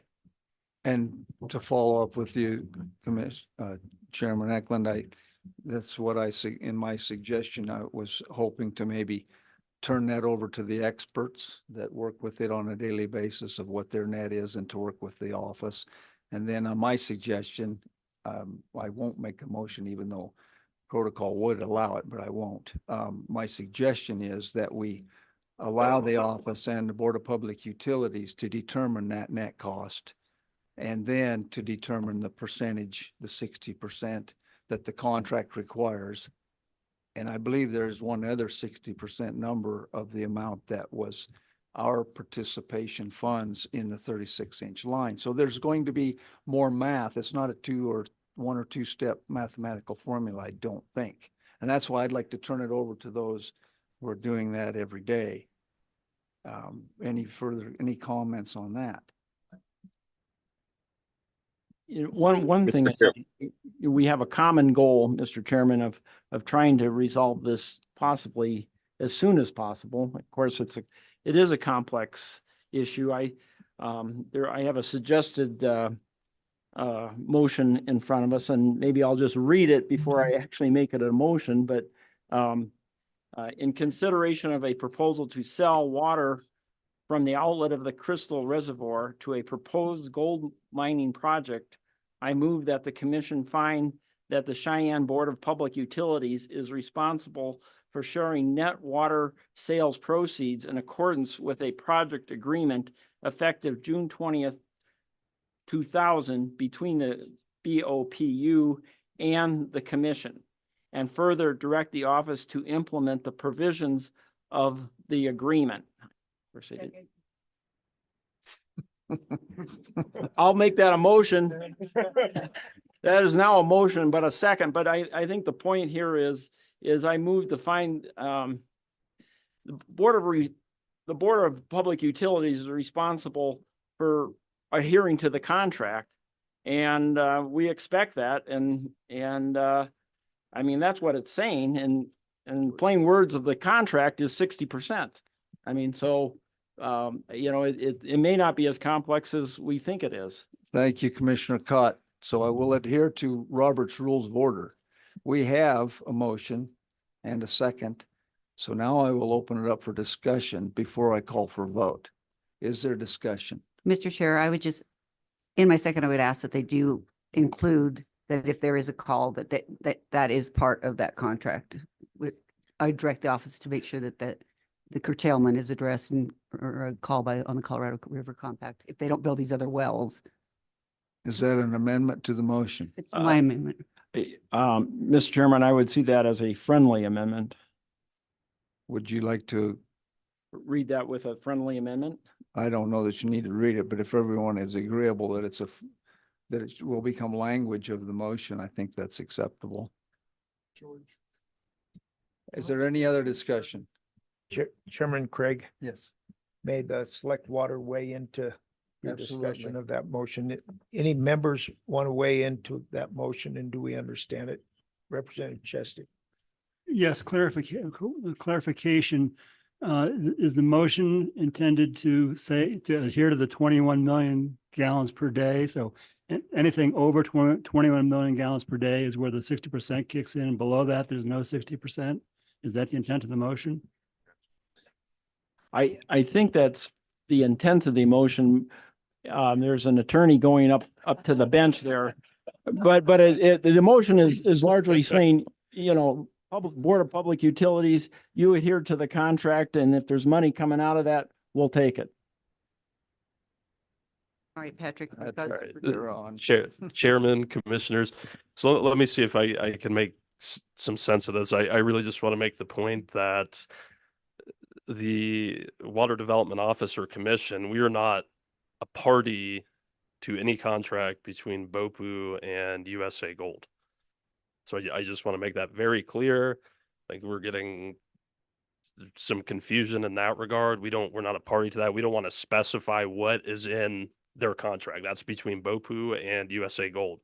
So I don't think it's prudent for the commission to pontificate on, put this in your contract, put that in your contract, because we're not a party to it. I understand, but if a call comes, And I think Brad is cognizant of that. I would agree, Mr. Chair, through you. I've told you, I've given you our word. It's already, they are fully aware of that, and it's stated to them that they are responsible to fall under curtailment if, in fact, they do not build this additional water resource. So we've held that with them from day one. So Mr. Chair, I understand what Patrick is saying, that I agree with him 100%. And so I'm willing to withdraw it as long as, on the good word of our friend, I'm willing to withdraw my friendly amendment to Mark. Thank you, Commissioner. I would like to add, I believe that Mark's motion puts the ball in the court of the office and BOPU. And because he's talking about adhering to the language of the contract, it puts the burden on the backs of the office to negotiate on our behalf for the amount of compensation. And I believe if there was any questions, then the director could call all of us and we could have some type of a conference call, official meeting to finalize something if necessary. Is that correct? Mr. Chairman, if I could throw out some numbers here, if it's going to be on our backs, because we really haven't decided, are we going to go with the 21 million gallons as far as when they would be required? Anything exceeding 21 million gallons, that's when they'd be required to start sharing in the profits or the net revenue.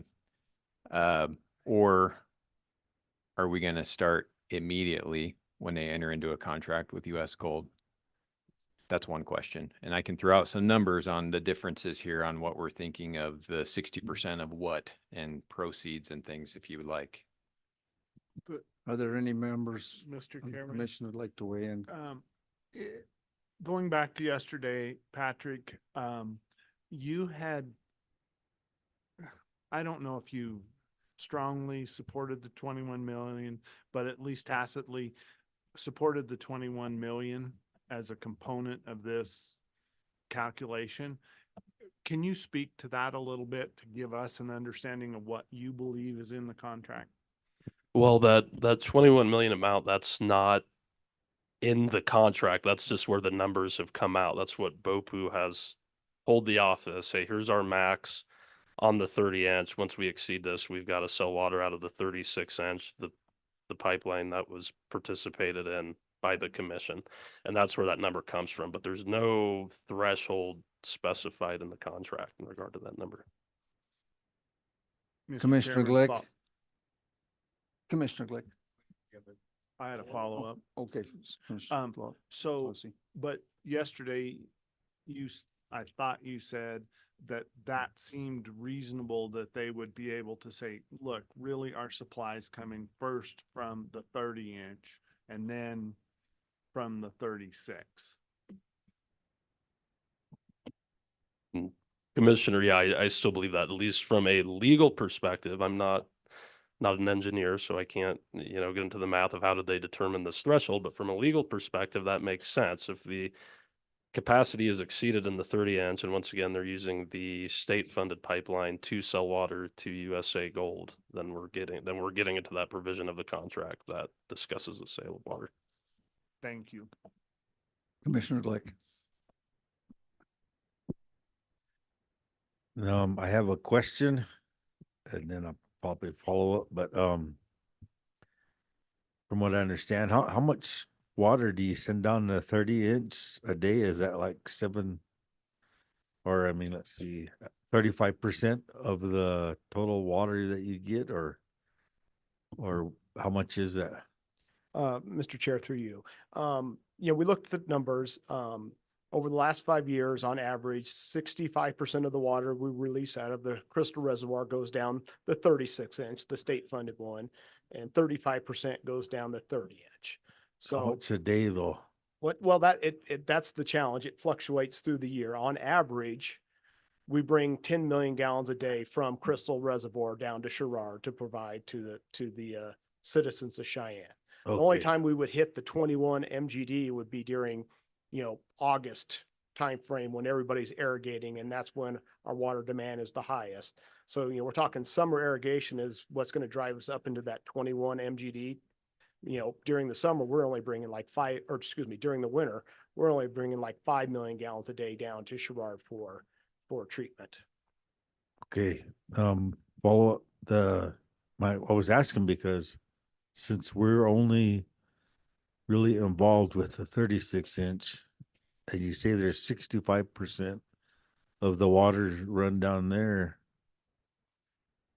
is it possible that we could just do like 60% of the revenue that comes off of your 65% that's going down your 36-inch pipe? All right, so I'll jump in now and confuse everybody with some numbers. All right, if the assumption that 1 million gallons a day is what the gold mine is going to use, keep that in mind. 365 days a year. We don't know that that's true, but those have been some numbers thrown around. So if we decided that because they're using the 36-inch and the 30-inch right now, so then therefore they're going to be on the hook in providing funding to us as soon as US Gold starts taking water out of the 30-inch pipe, then you'd be looking at, and again, I want to clarify, I think we all agree that the $3.55 per 1,000 gallons is covering the costs. So that's not net revenue. And that this 1.5 multiplier, which equates to $1.78, is the net revenue. So now we're thinking of 60% of $1.78. So if we start charging immediately and using the fact that the 36-inch is 65% of the water going to the Sherrard treatment plant and everything else, that's going to be roughly $250,000 a year starting from day one that US Gold starts taking this water. If we shift and start thinking about, okay, we're not going to require them to cut us into the proceeds until this 21 million gallon a day threshold hits, using the same numbers, that then when we determine that they're exceeding 21 million gallons a day, that would equate to about $390,000 a year from then forward or thereafter. So 250 just to get, if you're guys going to say, go negotiate, we're comfortable with that, we trust you. Those are the numbers we're talking about, at least in my mind. Further questions? Yeah. I have a question. Got one down here. Representative Justin. Yes, Representative. Thank you, Mr. Chairman. Those numbers really confuse me. It seems to me if we don't start taking the 60% until after 21 million gallons per day, that could be zero, possibly, because the capacity is there right now, and we've only hit 20 million gallons per day once or twice, very rarely. So the odds of, so if we wait until after the 21 million gallons per day is hit, why is that number higher than if we started immediately? It's only higher when it takes effect because it could be zero. So it's higher because we're not taking a percentage of how much water is going through the 36-inch versus the 30-inch for the past 5 years. At that point, we're just saying, you're using the 36-inch pipe out of necessity at that point because you have to after you exceed 21 million gallons a day.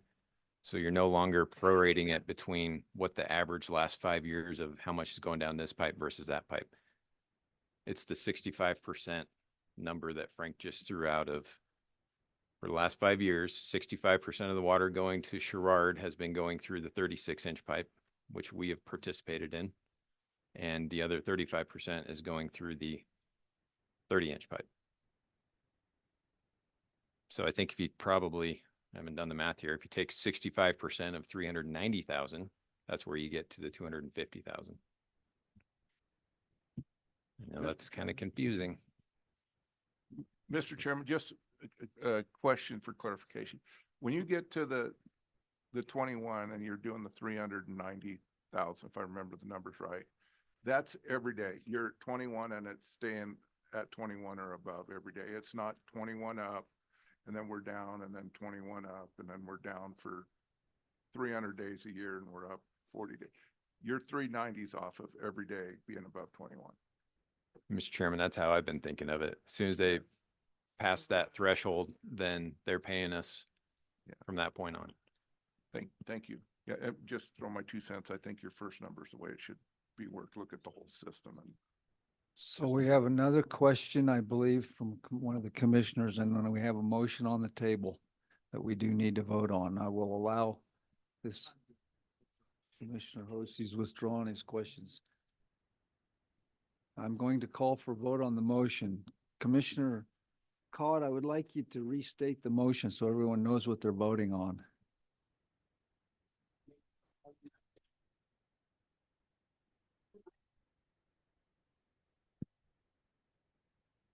In consideration of a proposal to sell water from the outlet of the Crystal Reservoir to a proposed gold mining project, I move that the commission find that the Board of Public Utilities is responsible for sharing net water sale proceeds with a projected agreement effective June 20th, 2000 between the BOPU and the commission, and further direct the office to implement the provisions of the agreement.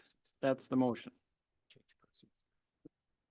Mr. Chair, a second, it doesn't necessarily clarify the question of the director, which is, does that start immediately for the 250 or does it start after the 21 million? So our motion is not clear in my mind. Madam Chair, I would suggest changing net proceeds to net revenue to match the agreement. And then if everybody agrees and you can have discussion, net revenue once 21 million gallons a day peak demand is surpassed. Peak? Not per day. Yeah. Per day, Director? right? Yeah. Mark? If, Mr. Chairman.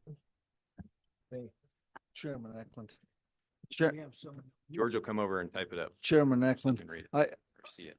I think there's some heartburn with having the 21 million in the formula, if I'm not mistaken. I believe maybe I misunderstood, but I believe that there was more thought toward not having the 21 million in the formula at all.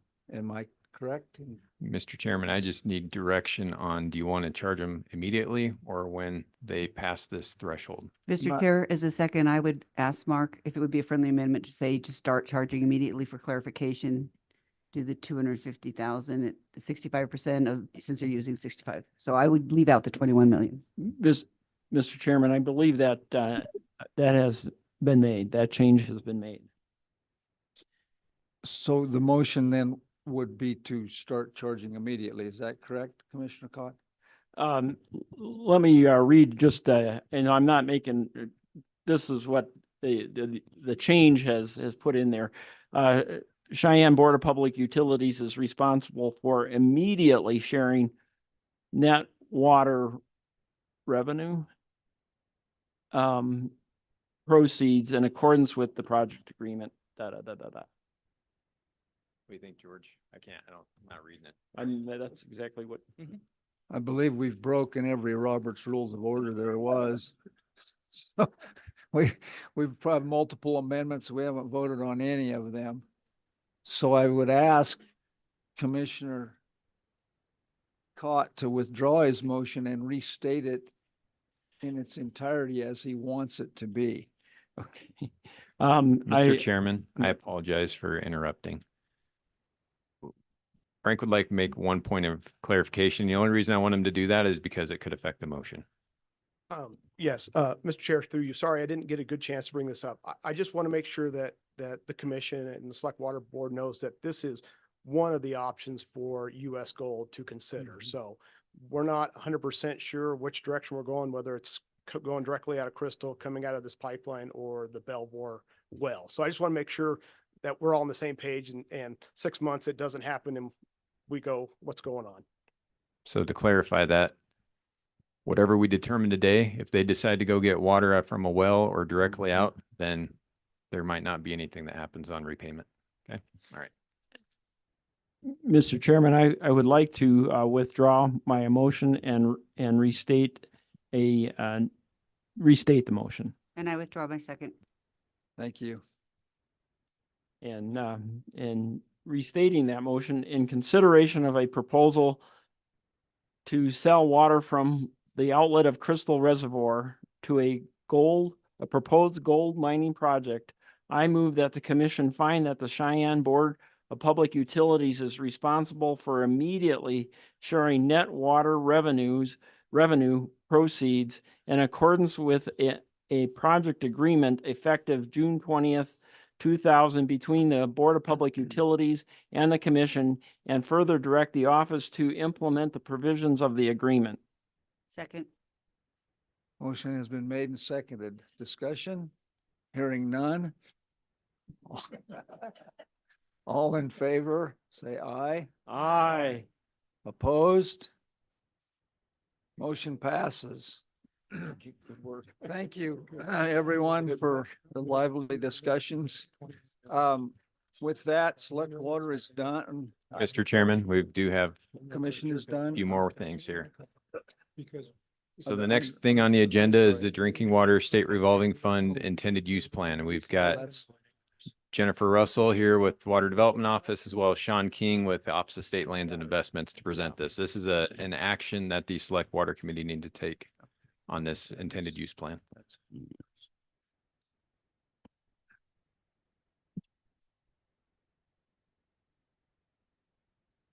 There we go. Had to press the right buttons. Not accustomed to sitting in this seat. Okay. Good afternoon. As Jason mentioned, I am Jennifer Russell. I am a project manager here at the Water Development Office in the Construction Division. In this capacity, I am the technical project manager for the Drinking Water SRF program. Really, really brief summary for those who don't remember or those who didn't know in the first place and got cheated out of having my wonderful explanation on Tuesday. The State Revolving Fund is a program that is co-funded between the U.S. EPA and the state. The EPA set this program up with the basic provision that understanding that everybody deserves to have clean drinking water, water that doesn't make them spend all day in the restroom, to put it nicely, water that doesn't have chemicals in it that either in the short term or in the long term negatively affects their health. For example, lead, that's a big push now, getting rid of all lead because it affects brain development. So that's the premise. It was set up in 1998, and it offers the states the ability to request grants from the EPA. States are not required to take these grants at all. They're offered the opportunity to do this. And with those grants, the largest percentage of the money goes towards infrastructure projects, but we also have the ability to help small systems with technical assistance, to help with owner certification. So there's other things besides strictly infrastructure projects, but infrastructure is the biggest part. Generally speaking, depending on which particular pot of money we're talking about within the program, this EPA puts in $1, the state puts in 20 cents. Wyoming, their split comes from, half of that comes from water development count 1, and half of it comes from mineral royalties. With the grant, we have to provide to the EPA what's called an intended use plan, which is what we're here for today. This outlines how we're going to use the money, what's the status of the program, what we've done in the past, and that sort of thing. Sorry, I'm an engineer, so being in front of people is just a little nerve-wracking. So the first step in getting money and eligible entities for applying for loans are municipalities and special districts. We have everybody from, for example, Broken Wheel. Some of you may be familiar with that particular district outside of Alpine, as well as Cheyenne Board of Public Utilities. Everybody in between, we have all kinds of things. It is not available for private commercial businesses. That's one of the big no's. Through this program, the state has given out, has awarded to date about 271 loans totaling, sorry, put my glasses on here, $394 million. And I can guarantee you that everybody sitting at those tables have constituents that have benefited from the SRF program. So it's a fairly non-controversial program. This past year, so far in fiscal year 25, we've loaned out 8 loans for a total of $14.6 million. We anticipate by the end of the fiscal year, we'll have 4 more for $5.8 million more.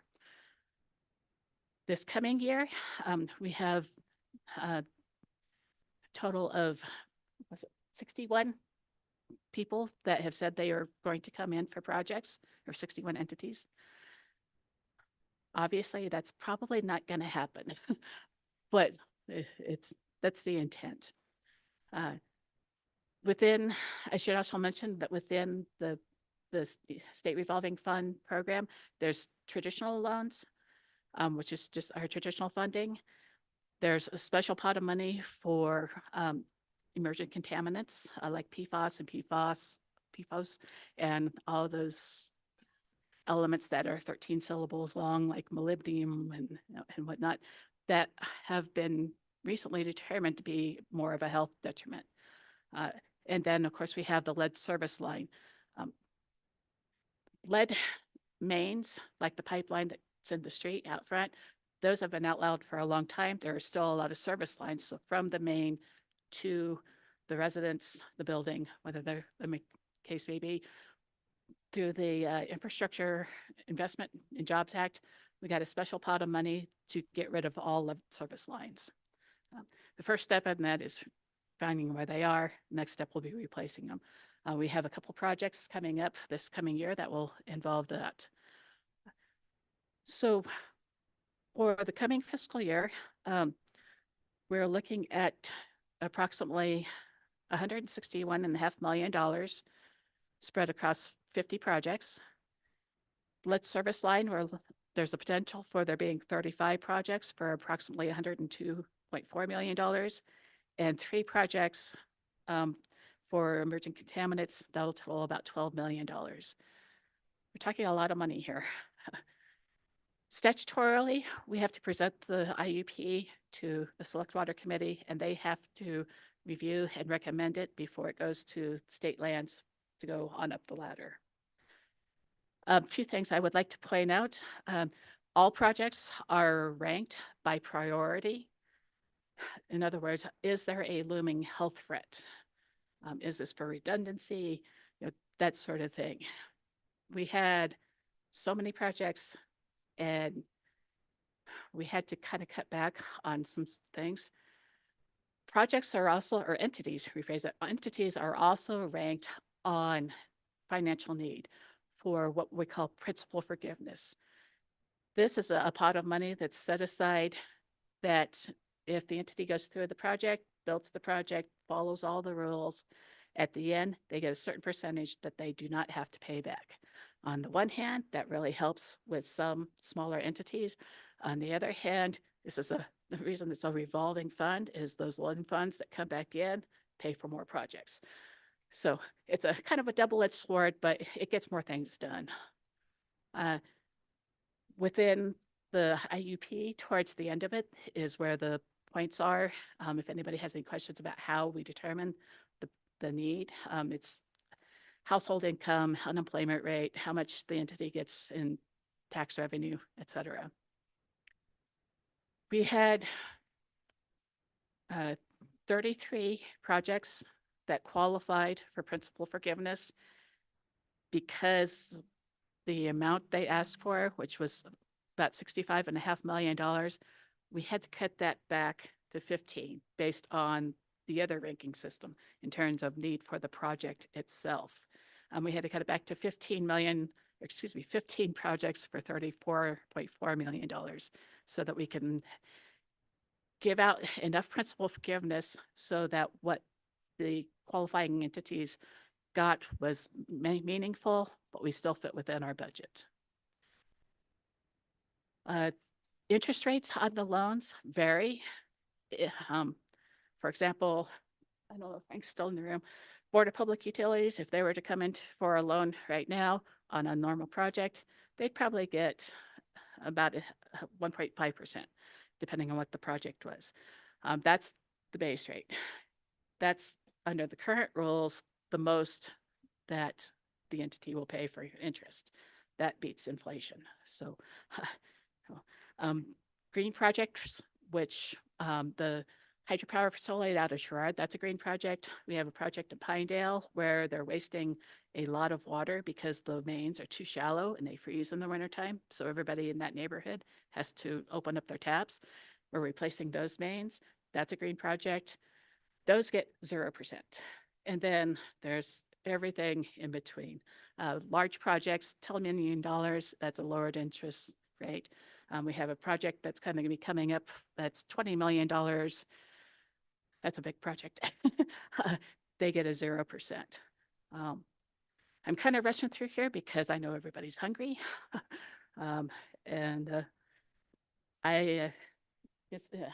Sean King with State Lands, he's my phone a friend.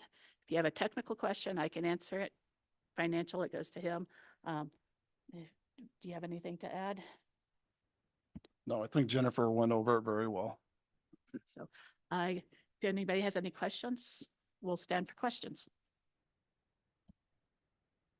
Questions from the committee or others? One I have. So what you're going to want from us is a recommendation to approve the intended use plan. That's correct. That's Is the this statutory plan, does it language. vary other than the people that you're sponsoring and the projects? Does this plan vary much from what we've done in years past? No, it doesn't. The only thing that really changes from year to year is the projects that are involved. The past, 3 years, we've had the additional pots of money that were brought about through the IIJA for the supplemental pot of money, the emerging contaminate and lead service line. I will mention that this is a plan, and we know what happens to plans. A lot of times an entity will put in to be on the intended use plan and something happens. They had an emergency they had to take care of. They're no longer going to do this project. They find out that their finances aren't what they thought they were, and they weren't going to be able to pay back a loan until they raise their water rates, and they delay a project. Every project that actually gets money from state revolving fund, they have an application process. It goes to state lands. They review it for financial. I look at it from a technical standpoint. DEQ looks at it from an environmental standpoint. We make a recommendation of whether or not to approve the project. And then it goes before the State Land and Investment Board for their approval. So this is a plan. It's the first step. A entity has to be on here in order to go to that next step, but things will change. If I Okay. could, Chairman, if I could, I would just expound on that a little bit. So if you were part of the committee or the board last year we made the change in how we approached our IUP.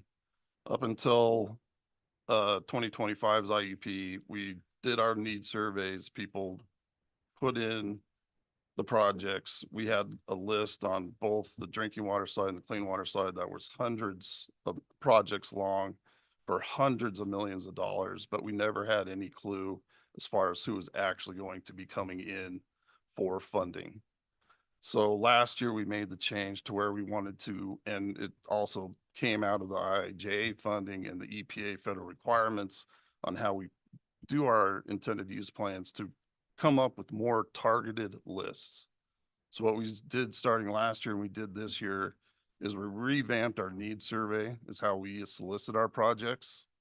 And we ask for people to only submit a needs survey if they completely and totally intend to try and come into the SRF program to apply for a loan. So in our list last year and this year, you will find what we call our project priority list. And for the drinking water side, that's this year, the 15 projects. Those are the 15 highest as far as rank wise, had the most need due to a lot of times it's because there's EPA conditions that they're out of compliance with and they need to get into compliance with the EPA. That scores you a lot of points and you get, ranked higher. So we took our top 15 projects, came up with what we thought were affordable financial packages for the principal forgiveness that they qualified for. We actually contacted each one of those and asked them, is this the exact amount that you believe your project's going to be for? And can you accept and get this project done with this principal forgiveness award at this corresponding interest rate? So we got feedback from them that those 15 projects confirm that they will, and we do expect that they will come in and submit an application in state fiscal year 2026. So over the last 2 years, we have taken a little better approach in my eyes, because now people, as far as with our communities, they financially know exactly what they're coming in for. They know that if they're coming in and they're on our project priority list, as long as they hit 3 or October, December, and February State Land and Investment Board, that financial package that's in the intended use plan is reserved for them. If they don't get their application in to qualify for one of those 3, basically the financial package that we reserve for them is forfeited. They could still come in for it, but it also opens up everybody who's on our secondary list to come in, kind of the old style, first come, first serve, to try and get the principal forgiveness packages that are left over. So we have changed it quite a bit over the last 2 years from the historical way the program's been ran. Questions, committee? So what you need from us is a motion to approve this IUP. To recommend it, yes. Recommend it. Okay. Do I have a motion from the committee to recommend the IUP as presented it's in the And I do have to mention one thing. I believe it got replaced, but Tuesday we got a revisement. There was one project that didn't make it into the IUP when it was sent to me earlier. If you have in your documents where it says we had 61 projects come in on the needs surveys, we actually had 62. There was a project in Casper that got left off. So the only change is adding that project in. It changed the number of projects that got onto the list, and then changed the total amount, had upped it by $20 million. So sorry for interrupt. Okay. Do I have a motion? Representative Larson, go for it. Thank you, Mr. Chairman. I move that we recommend approval of the IUP with the additional project. Do we have a second? Second. Okay, seconded by Boner. Any further discussion?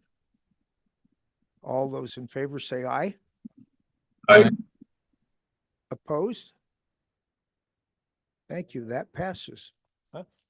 Very much. Enjoy the rest of the afternoon. Hey, Director, I think we're on to the future meeting schedule. Yep, Mr. Chairman, two real quick things. Obviously, we've already talked about this. We'll be meeting in Rock Springs on August 5th, 6th, and 7th. So more details to come.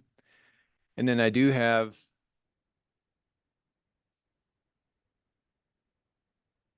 one quick thing for under discussion. So every once in a while, something like this shows up at our office, and it recognizes employees of the state that have certain number of years of service. And it's not very often that one shows up that has 40 years. So I wanted to point this out and an attempt to also publicly embarrass Barry Lawrence. I'd like him to come up here and accept this. He got lunch with the governor the other day.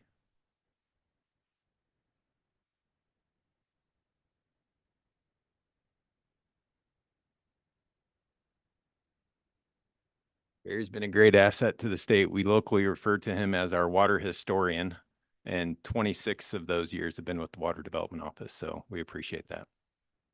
And with that, I think we're done with the agenda. Thank you, Director. There's a last item is discussion. Anyone want to say anything? Good. Can we have a motion to adjourn? Thank you. I believe Select Water is meeting continuing on. Is that correct?